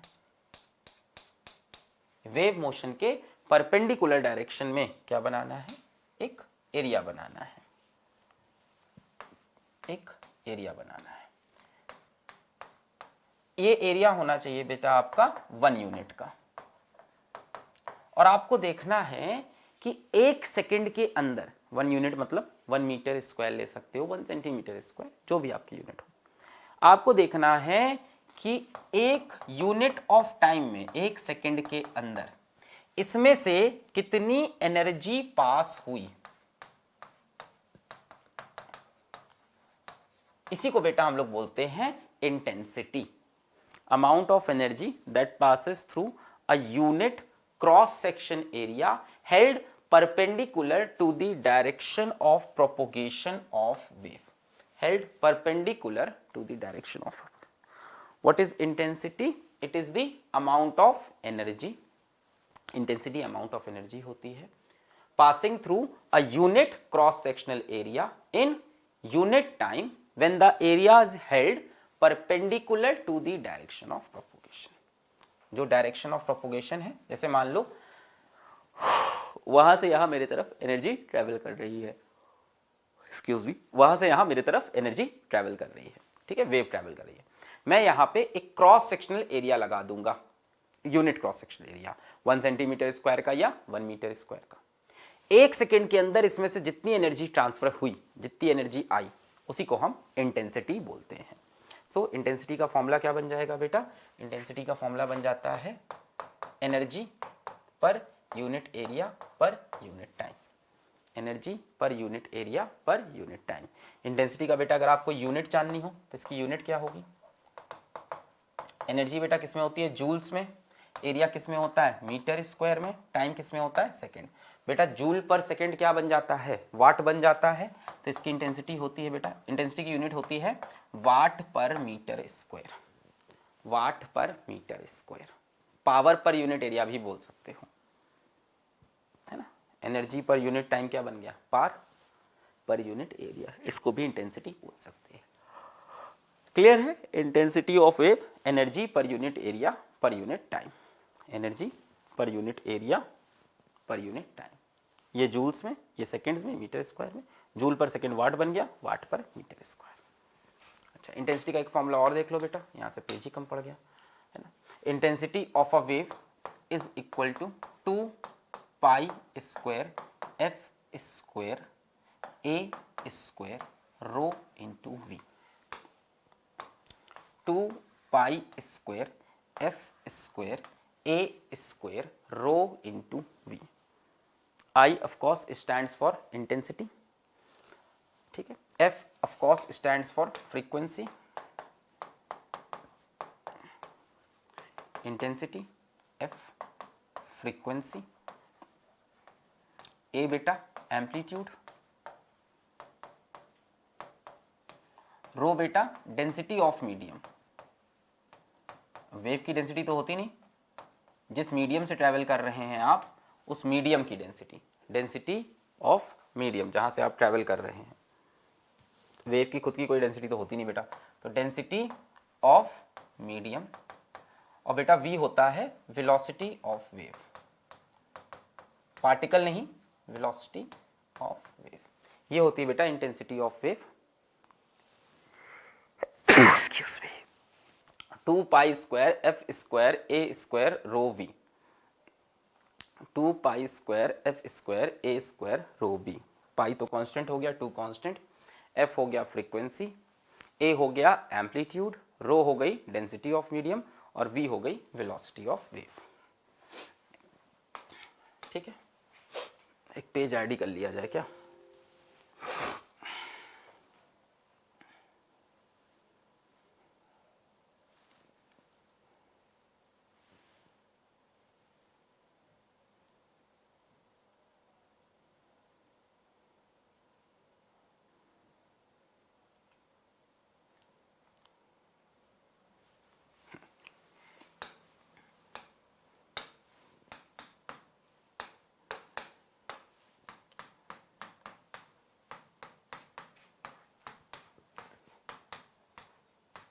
ठीक है,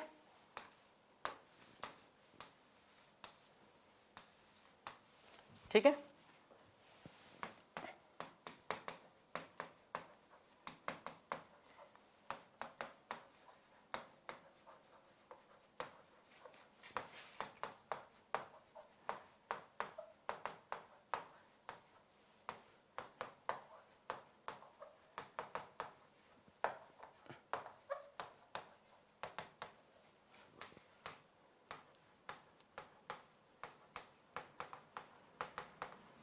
ठीक, ये होती है intensity.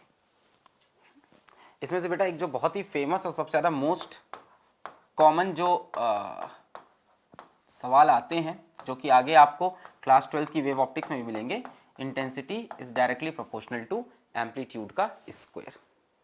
Intensity is directly proportional to amplitude का स्क्वायर।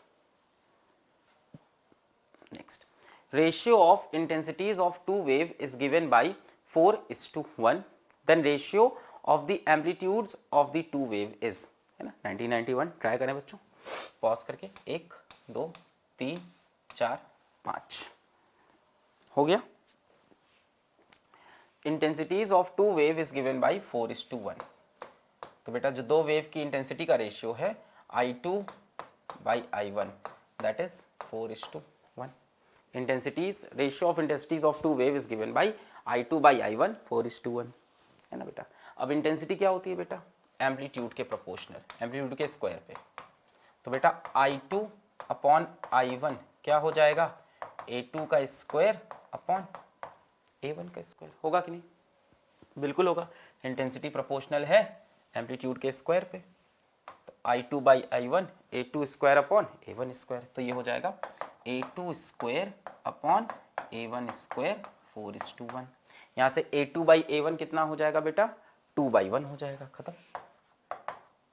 A2/A1 इधर भी रूट लेंगे, 2/1। प्लस माइनस मत बोलना बेटा, एम्पलीट्यूड पॉजिटिव होता है, डिस्प्लेसमेंट नेगेटिव हो सकता है, एम्पलीट्यूड हमेशा पॉजिटिव लेते हैं। क्लियर? आगे बढ़ा जाए, चलिए। 1989 क्या है सवाल? The amplitude of sound is doubled and the frequency is reduced to 1/4. The intensity of sound at the same point will be। बताएं बच्चों, पॉज करके। एम्पलीट्यूड को डबल किया, फ्रीक्वेंसी को 1/4 कर दिया, तो इंटेंसिटी ऑफ साउंड क्या होगा at the same point? Pause करके ट्राई करें, 1 2 3 4 5। ठीक है, इंटेंसिटी क्या होती है? 2 पाई स्क्वायर एफ स्क्वायर ए स्क्वायर रो वी। अब ये क्या बोल रहे हैं? Amplitude of sound is doubled, तो एम्पलीट्यूड बेटा कितना हो जाएगा? 2a, इंटेंसिटी को आई डैश बोल देते हैं, 2 pi square. Amplitude of sound is doubled and frequency is reduce to 1/4। तो फ्रीक्वेंसी अगर f थी तो कितनी हो जाएगी? f/4। और एम्पलीट्यूड डबल कर दिया तो 2a। बाकी चीज़ें एज इट इज रख दी, बाकी चीज़ों को नहीं छेड़ा, है ना। क्या बोल रहा है? Amplitude of sound is doubled and the frequency is reduce to 1/4। तो फ्रीक्वेंसी को 1/4 कर दिया, एम्पलीट्यूड को डबल कर दिया, कितना हो जाएगा? 2 pi square f square upon 4 का स्क्वायर 16, 2 का square 4, a square rho v. यहाँ से बेटा 4 4 जा 16, 2 पाई स्क्वायर एफ स्क्वायर ए स्क्वायर रो वी अपॉन 4। यानी पहले वाली इंटेंसिटी का 1/4 वैल्यू हो गई। I dash is equals to I by 4, 4 गुना इंटेंसिटी कम हो गई। The intensity of sound increase to double, increase to 4/5, decrease to half, decrease to 1/4। Clear? 4 गुना कम हो गई। 2 pi square, frequency 1/4, amplitude double, f square by 16, 4a square, 416। Variation of intensity with distance from source. Source के साथ intensity कैसे कैसे change होती है, डिस्टेंस के साथ, है ना। अलग अलग सोर्स के लिए डिस्टेंस के साथ इंटेंसिटी अलग अलग तरह से चेंज होती है। ठीक है, यहीं पे आ जाओ। पहला, फॉर पॉइंट सोर्स। अब बेटा ये कोई भी वेव हो सकती है, यहाँ पे light wave, sound wave, wave की बात कर रहे हैं। फॉर पॉइंट सोर्स, बेटा अगर पॉइंट सोर्स से देखें, है ना, चारों दिशाओं में वेव निकलती है। ठीक है, पॉइंट सोर्स से देखें तो पॉइंट सोर्स से यदि बच्चों हम लोग d डिस्टेंस दूर आए तो यहाँ पे जो इंटेंसिटी होती है बेटा वो होती है proportional to 1/d²। Point source के लिए जो इंटेंसिटी है that is proportional to 1/d²। दूसरा बेटा बात कर ले हम लोग लीनियर सोर्स की या प्लेनर सोर्स हो सकता है, या आपका सिलेंड्रिकल सोर्स हो सकता है। ये सब एक्चुअली लाइट वेव के सोर्स होते हैं, सिलेंड्रिकल लाइट सोर्स है ना, लीनियर लाइट वेव के सोर्स। तो बेटा अगर लीनियर का केस है नहीं, तो मैंने चार्ज बना दिया, लीनियर चार्ज डेंसिटी। बेटा अगर लीनियर लाइट का सोर्स है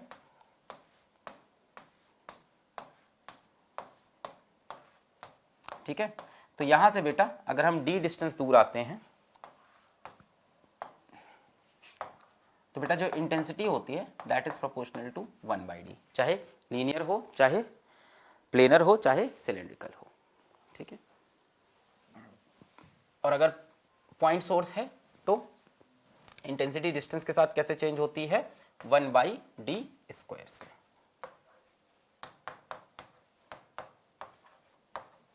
पॉइंट सोर्स है तो 1/d² और लीनियर सोर्स, प्लेनर सोर्स या सिलेंड्रिकल सोर्स है 1/d। कई बार एग्जाम में ऐसे सवाल भी मिले हैं कुछ कुछ छोटे छोटे एग्जाम्स में कि intensity of a wave changes with distance as.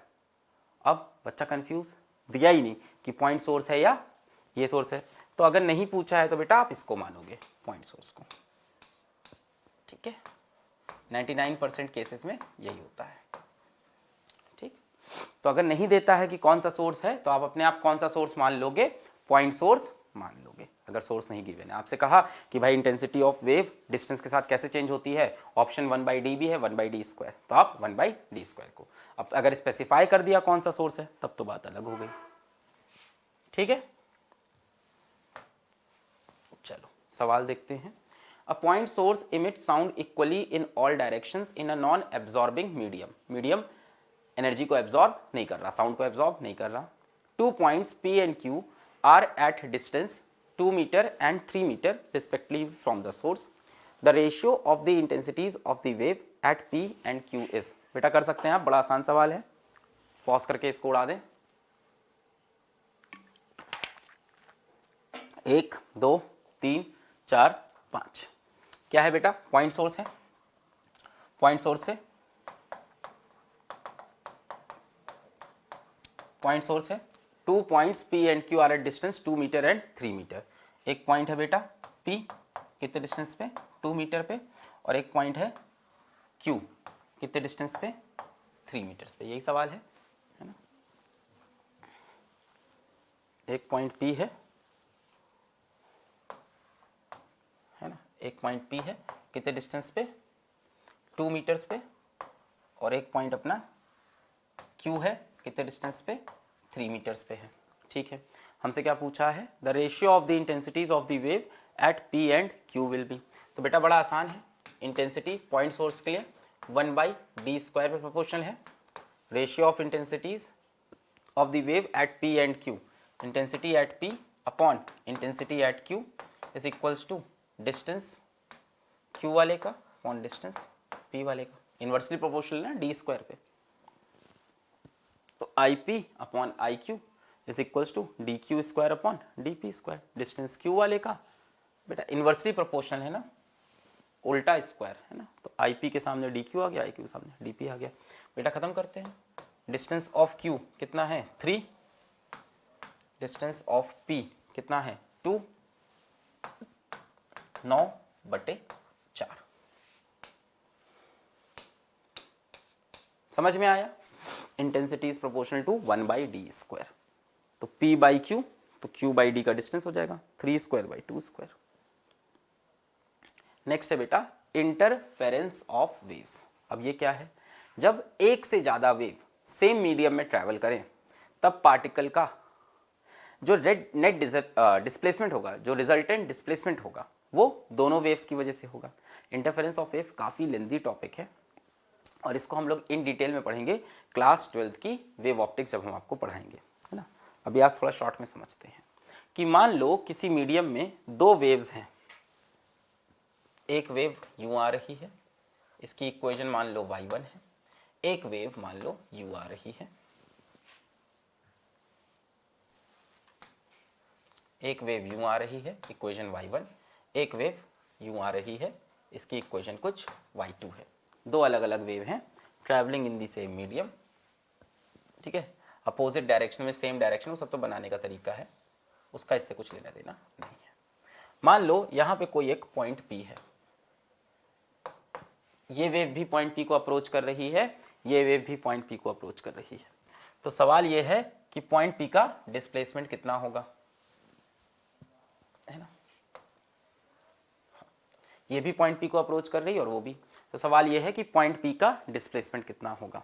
Point P इस वेव की वजह से डिस्प्लेस होगा या इस वेव की वजह से डिस्प्लेस होगा।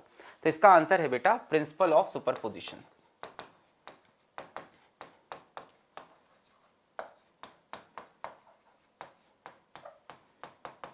ये वैसे आप लोग कर चुके हो, कहाँ कर चुके हो? कॉम्बिनेशन ऑफ 2 SHM, ऐसे ही तो हो रहा है।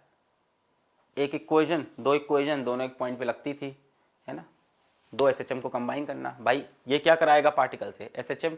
दूसरी वेव पार्टिकल से क्या कराएगी? SHM। तो combination of 2 SHM। Principle of superposition, जब नेट डिस्प्लेसमेंट होगा P पॉइंट का, that will be equal to y1 vector. शायद ये सब आप लोग पता हो प्रिंसिपल ऑफ सुपरपोजिशन। सिंपल सी चीज़ है भाई, एक वेव आ रही है, दूसरी वेव आ रही है, मान लो ये वेव इसको ऊपर उठाए, ये वेव इसको नीचे गिराए, तो नेट डिस्प्लेसमेंट 0 हो जाएगा। दोनों वेव ऊपर उठाएं तो नेट डिस्प्लेसमेंट ऐड हो जाएगा, है ना। तो हमने क्या लिख लिया बेटा यहाँ पे? Vector sum y1 vector plus y2 vector, है ना। सेम फेज में होंगे तो दोनों ऊपर उठाएंगे, अपोजिट फेज में होंगे तो कैंसिल करेंगे, y1 वेक्टर प्लस y2। अगर तुम इसको ध्यान से सोचो तो एक कॉम्बिनेशन ऑफ SHM ही तो है।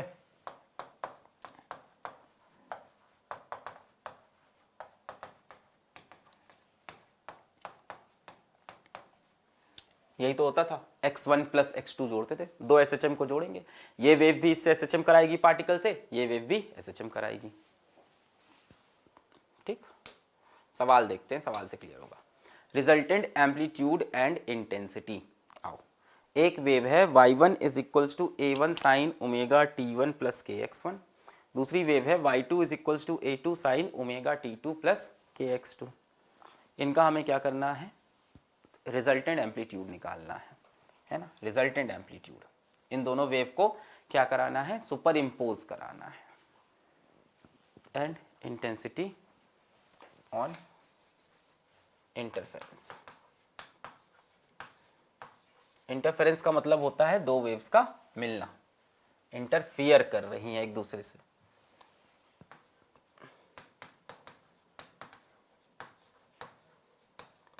देखो याद है कॉम्बिनेशन ऑफ 2 SHM, हम लोग वही वाली लॉजिक लगाने की कोशिश करेंगे। भाई पहली वाली वेव क्या कराएगी पार्टिकल से? SHM, और दूसरी वाली भी SHM, तो कॉम्बिनेशन ऑफ SHM। दोनों में से एक का एम्पलीट्यूड बनाते थे और दूसरा वाला कुछ आगे बनाते थे, याद है? अच्छा, किसका एम्पलीट्यूड हम लोग सीधा लाइन बना लेते थे? जिसका फेज छोटा होता था। अब यहां किसका फेज छोटा है? पता नहीं, दिख नहीं रहा। मान लेते हैं कि इसका फेस छोटा है, इसका फेस बड़ा है ना। मान लेते हैं ये टर्म इससे बड़ा है, तो बेटा जो फेस डिफरेंस होगा, मैं इस टाइम फेस डिफरेंस को फाई बोल रहा हूँ, डेल्टा फाई की जगह। थोड़ी देर साथ दो, थोड़ा सा मैं समझ रहा हूँ तुमको अजीब सा लग रहा हो क्या हो रहा है, दुनिया बदल गई। थोड़ी देर साथ दो, सब क्लियर होने लगेगा। अब ये फास्ट ट्रैक कोर्स है तो मैंने कोशिश तो की जितना फील दे सकूं, थोड़ा सा आपको मेथड बता रहा हूँ कैसे करना है। मान लो बोल दिया कि दो वेव्स आई किसी सेम पार्टिकल पे और हमसे रिजल्टेंट एम्पलीट्यूड पूछ लिया या रिजल्टेंट इंटेंसिटी पूछ ली किसी पॉइंट पे, ठीक है। एम्पलीट्यूड मिल जाएगा तो इंटेंसिटी मिल जाएगी, intensity is proportional to amplitude का स्क्वायर। अच्छा, a2 sin omega T plus k x two, a1 sin omega T plus t1 plus k x one. दो SHM हो रहे हैं। हमने कहा मान लेते हैं कि ये वाला बड़ा है और ये वाला छोटा है, ठीक, ये छोटा है ये बड़ा है। तो बेटा फेज डिफरेंस, इन दोनों के फेज में कितना डिफरेंस है उसको हम लोग बोलते थे फाई, फेज डिफरेंस को बोला फाई। बेटा फेज डिफरेंस कैसे निकलेगा, इसका फेज माइनस इसका फेज, ओमेगा t2 प्लस के x2 minus omega t1 plus के x1। तो ये जो भी आया आप निकाल लेना। और हमने मान लिया है कि इसका फेज ज़्यादा है, इसका फेज कम है, थोड़ा सा एजम्पशन मान लिया हमने, और फेज डिफरेंस हमने निकाल लिया। इसके फेज में से इसके फेज को माइनस कर दिया। हमने मान लिया कि ये वाला इससे कितना आगे है, फाई लीड कर रहा है आगे, ये वाला फेज इससे फाई आगे है। यहाँ मान लो 60 डिग्री है, यहाँ 30 डिग्री है, तो कितना आगे है, 30 डिग्री। अब आपको याद होगा कॉम्बिनेशन ऑफ SHM करना। पहले जिसका फेज छोटा है उसको बना लो। हमने मान लिया इसका फेज छोटा है, इसका फेज इससे फाई बड़ा है, तो पहले हमने इसको बना लिया, एम्पलीट्यूड कितना है, a1 है। फिर दूसरे वाले को बना लो, बना लिया हमने a2। पहले a1 को बनाया, हमने माना इसका फेज क्या है, छोटा है, और इसका फेज इससे फाई आगे है, तो हमने इसको बना लिया a1, और a2 इससे कितना आगे है, फाई आगे है। क्या फाई निकालना आपको आता है, बिल्कुल, इसके फेज में से इसका फेज। अब भाई एक्चुअल जब एग्जाम में होगा तो वैल्यूज लिखी होंगी, यहाँ तो वैल्यूज होंगी, तो इसकी वैल्यू में से इसकी वैल्यू माइनस कर देना, फेज डिफरेंस मिल जाएगा। एक एग्जांपल दिखा देता हूँ, ये देखो, ये y1 4 sine omega T, y2 3 sine omega T plus pi by 2। अब बताओ किसका फेज ज्यादा है, दिखाई पड़ रहा है कि नहीं, इसका फेज, तो इसमें से ये माइनस कर दो, फेज डिफरेंस कितना आ गया, पाई बाई 2। तो जब सवाल आएगा तो वहां तो कोई वैल्यू होगी, है ना, यहाँ वैल्यू नहीं है तो बड़ा कंफ्यूजिंग सा लग रहा है। तो मैंने कहा इसके फेज में से इसका फेज माइनस कर देना, इसमें से ये माइनस कर दो, कितना आया, पाई बाई 2, यानी ये इससे पाई बाई 2 आगे है ना। तो इसका फेज कम है, तो हमने पहले इसको बना लिया a1, फिर a2 कितना आगे है, फाई आगे। तो बेटा रिजल्टेंट एम्पलीट्यूड कितना होगा, यहां से निकाल दिया, रिजल्टेंट एम्पलीट्यूड कितना होता था बेटा, a square is equals to a1 square plus a2 square plus 2a1 a2 cos phi, vectors हम जैसे करते थे, a square is equals to a1 square plus a2 square plus 2a1 a2 cos phi. तो कुछ नया नहीं हुआ है, सेम वही पूरी कहानी लगानी है, कौन सी, कॉम्बिनेशन ऑफ SHM। अगर ये टॉपिक आपने नहीं पढ़ा है तो ये पढ़ लो, कॉम्बिनेशन ऑफ SHM, पूरा वही कंसेप्ट है। जिसका फेस छोटा है पहले उसको लिख लिया, फिर जिसका फेस, भाई देख के समझ में आ जाएगा, कोई एक तो बड़ा हो गई, जिसका बड़ा है उसको उतना आगे बढ़ा लिया। Resultant amplitude a1 square plus a2 square plus 2a1 a2 cos phi. Clear है, फेस डिफरेंस निकाल लेंगे इसमें से इसको माइनस करके, ठीक। तो हमें पता चला कि अगर एक वेव दी हो y1 is equals to a sine, ऐसे लिख लेते हैं, omega T plus k x, और दूसरी वेव है a, अच्छा ये a1 है, ये a2 है, sorry, a1 sine omega T plus k x, और y2 है a2 sine omega T plus k x plus five. देखो अब जो आसान लग रहा हो शायद तुमको, अब आसान लग रहा है, इसके फेज में से इसके फेज को माइनस कर सकते हैं, तो आप बना लोगे यहाँ पे a1 और इससे आगे कौन है, a2, कितना आगे है, फाई आगे है, ये निकल गया resultant displacement a square is equals to a1 square plus a2 square plus 2 a1 a2 cos phi resultant amplitude. अब जरा देखो रिजल्टेंट एम्पलीट्यूड निकालना आ गया आपको।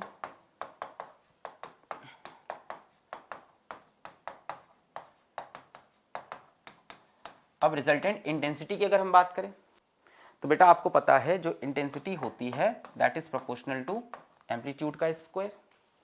तो नेट इंटेंसिटी, जैसे नेट एम्पलीट्यूड निकला है रिजल्टेंट एम्पलीट्यूड, नेट इंटेंसिटी तो ए स्क्वायर की जगह लिख दिया मैंने आई, a1 स्क्वायर प्रोपोर्शनल होगा I1 के।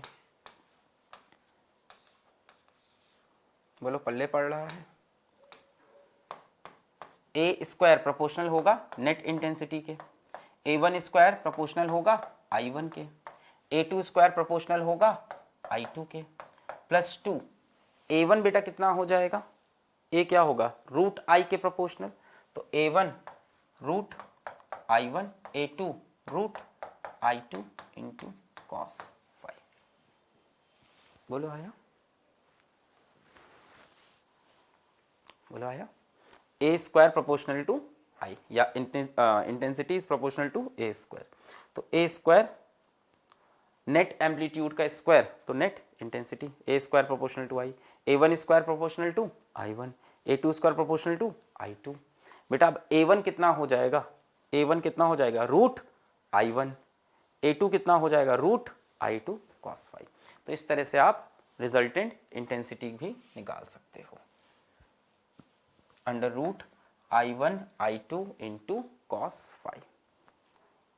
ठीक, तो इंटेंसिटी का फॉर्मूला ए स्क्वायर यानी I, A square is proportional to I होता है, a1 square proportional to I1, a2 square proportional to I2, a1 proportional to root I1 root I2 into cos phi. Clear?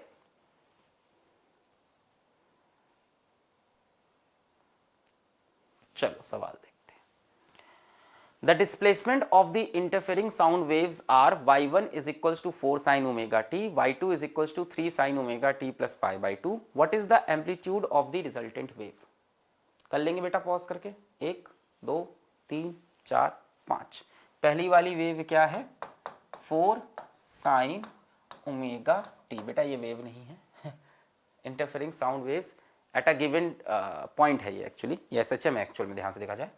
y2 is equals to 3 sine omega T plus pi by 2। Actually ये displacement दो particles का दिया होगा, at a given place दिया है, ये x constant माना है। तो बेटा क्या हो जाएगा रिजल्टेंट, पहले जिसका फेस छोटा है 4 का फेस छोटा है, फिर 3 का फेस इससे कितने आगे है पाई बाई 2 90 डिग्री आगे है, ये रहा 3। बेटा रिजल्टेंट कितना हो जाएगा, अब इसमें तो कोई डाउट ही नहीं होगा आपको, क्या हो जाएगा 3 square plus 4 square plus 2 into 3 into 4 into cos 90। Answer कितना आएगा बेटा 5 आएगा, खेल खत्म। चाहो तो आप कर लेना 3 square 9, 4 square 16, 9 16 25 plus 2 into 3 into 4 into cos 90 जो कि 0 होगा, अंडर रूट 25 5 आएगा।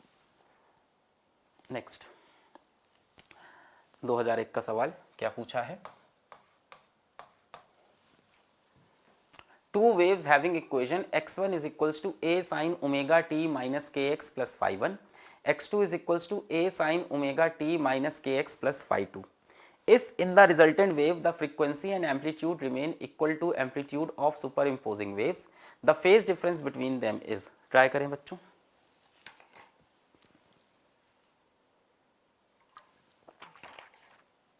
पॉज करके ट्राई करें, 1 2 3 4 5, दो वेव्स हैं, A sine omega T minus के x plus phi 1, A sine omega T minus के एक्स प्लस फाई 2। क्या पूछा है, phase difference between the wave, phase difference ही मांग लिया, the phase difference between them is, phase difference ही मांग लिया है। अच्छा जरा देखें, x1 is equals to A sine omega T minus के x plus phi 1, x2 is equals to A sine omega T minus के एक्स प्लस फाई 2, यही तो लिखा है। if in the resultant wave the frequency and amplitude remain equal, the frequency and amplitude remain equal to amplitude of superimposing waves. जो resultant amplitude है वो किसके equal है? The frequency and amplitude remain equal to amplitude of superimposing waves, यानी जो resultant amplitude है वो भी ए के बराबर है। यही तो कह रहा है, the frequency and amplitude remain equal to amplitude of superimposing waves, यानी जो रिजल्टेंट एम्पलीट्यूड है ना, जो अपन ए निकाल रहे थे, है ना, ए नेट जो अपन निकालते हैं वो किसके इक्वल आ रहा है? ए के इक्वल आ रहा है, amplitude of superimposing waves. तो फेज डिफरेंस कितना है? फेज डिफरेंस बिटवीन, बेटा फेज डिफरेंस को मैं फाई बोल दूं,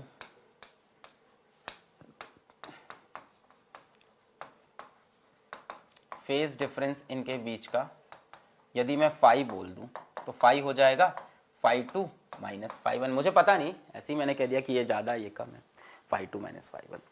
ठीक है, तो बेटा पहले इसको बना लेते हैं, कितना हो गया ए, फिर इसको बना लेते हैं, कितना हो गया ए, बीच में फेज डिफरेंस कितना है? फाई, ये निकल गया ए रिजल्टेंट। ए रिजल्टेंट भी किसके बराबर है? ए के। बेटा दो इक्वल वेक्टर का रिजल्टेंट दोनों के बराबर हो जाए, एंगल कितना होता था? 120 डिग्री, आंसर हो जाएगा सीधा। भूल गए क्या? दो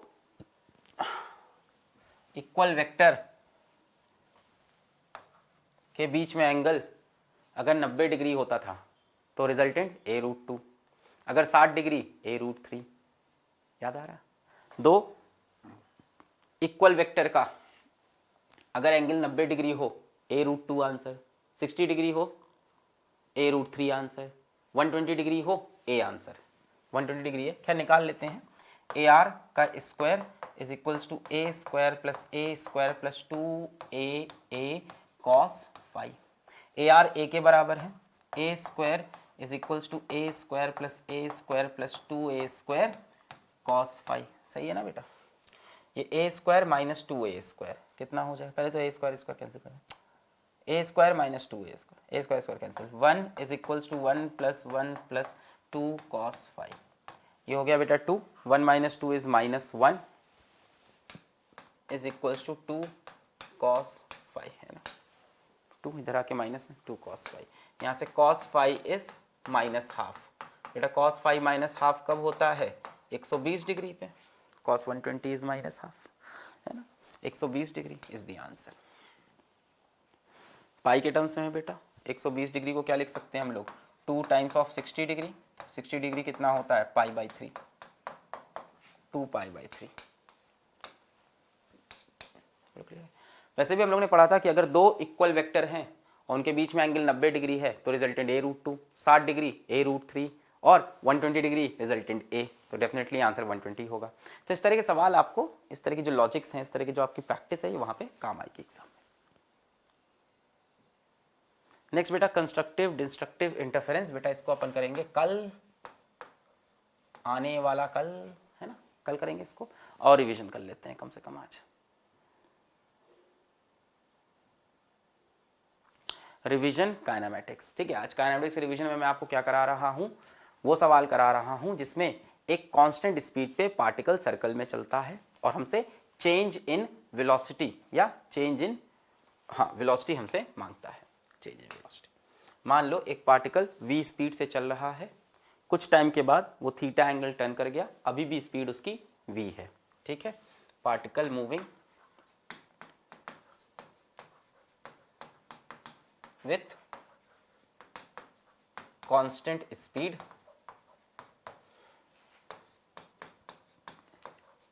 v in a circle। पर बेटा आपको पता है कि वेलोसिटी तो उसकी चेंज हो रही है क्योंकि डायरेक्शन ऑफ मोशन चेंज हो रहा है ना? स्पीड सेम है पर डायरेक्शन ऑफ मोशन चेंज हो रहा है। तो चेंज इन वेलोसिटी, अगर थीटा एंगल घूमा है तो चेंज इन वेलोसिटी, इसको मैं डेल्टा वी बोल देता हूँ। Change in velocity delta V is equals to 2v sine theta by 2, ठीक। ये शॉर्टकट याद रखेंगे, 2v साइन थीटा बाई 2। अगर थीटा एंगल घूमेंगे तो चेंज इन वेलोसिटी होगी 2। देखो मैंने कहा ना रिवीजन में कुछ नई नई चीज़ भी लेके आऊँ। अब इससे आपके कोई भी एग्जाम में सवाल आएगा, आप ऐसे चुटकी में कर दोगे तुरंत। इस तरह का सवाल कैसे आ सकता है, पहले तो फॉर्मूला समझो, 2v sin θ/2। v जो कि स्पीड सेम रहनी है, साइन θ/2 यानी जो भी एंगल है उसका बेटा हाफ कर दो, है ना। अब इसका सवाल कैसा आ सकता है, जल्दी जल्दी देखते जाते हैं सवाल एक दो ठो। मान लो आपको सवाल देता है कि एक पार्टिकल यूं चल रहा था और ठीक है चलते चलते चलते सर्कुलर मोशन में थोड़ी देर बाद यहाँ पे आ गया। मान लेते हैं बेटा इसकी स्पीड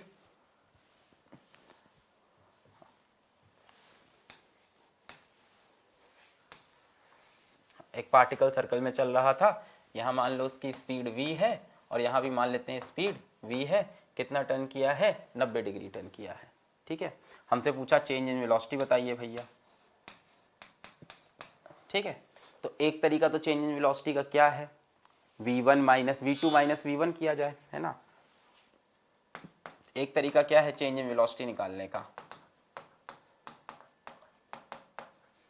एक तरीका तो चेंज इन वेलोसिटी का जो कन्वेंशनल तरीका है, vector v2 minus vector v1, है ना। ये बेटा v1 बना, फिर ये v2 बना, फिर v2 में से v1 माइनस करना, इसको पलट कर इधर रखेंगे। याद आ रहा है,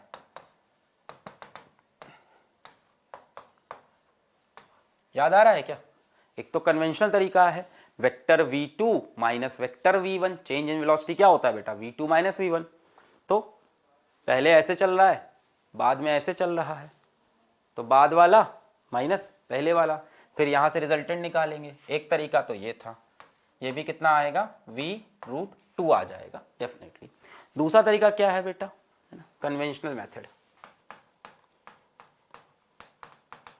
और ये भी फेल कर जाएगा भी, कोई बढ़िया सवाल दे दूंगा तो फिर तो पूरा वेक्टर सब्ट्रैक्शन लगाना पड़ेगा। ये कन्वेंशनल मेथड है ना। अपन अभी अगर इसको फॉर्मूले से करें तो तुरंत हो जाएगा ये। चलो फॉर्मूला यूज करते हैं। फॉर्मूला क्या दिया हमने आपको अभी इसके लिए, देखो रिवीजन में यही करेंगे, ऐसे ही कुछ आपको नई नई चीज देंगे। अगर मैं वही नोट्स पढ़ाऊंगा तो मजा नहीं आएगा, कुछ नया लेके जाओ जिससे सवाल तुरंत हो जाए। अब यहाँ से देखो सीधा लगा देंगे, delta v is equals to 2v sin θ/2। बेटा एंगल कितना है यहाँ पे, 90 डिग्री है, सबको दिख रहा है। 2v sin θ/2 एंगल कितना है, 90 डिग्री, खत्म। 2v sin 90/2 sin 45, 1/√2 हो जाएगा। ऊपर 2 है बेटा तो कितना आ जाएगा, √2v आ जाएगा, खत्म। 1/√2 ऊपर 2 है, उसको √2 लिखो, √2 कैंसिल, √2v। अच्छा चलो सर, इसमें तो यहाँ से भी बहुत जल्दी ऐसे हो ही जा रहा था, फॉर्मूला लगाने का क्या मतलब है। अच्छा रुको, अगला सवाल देखो।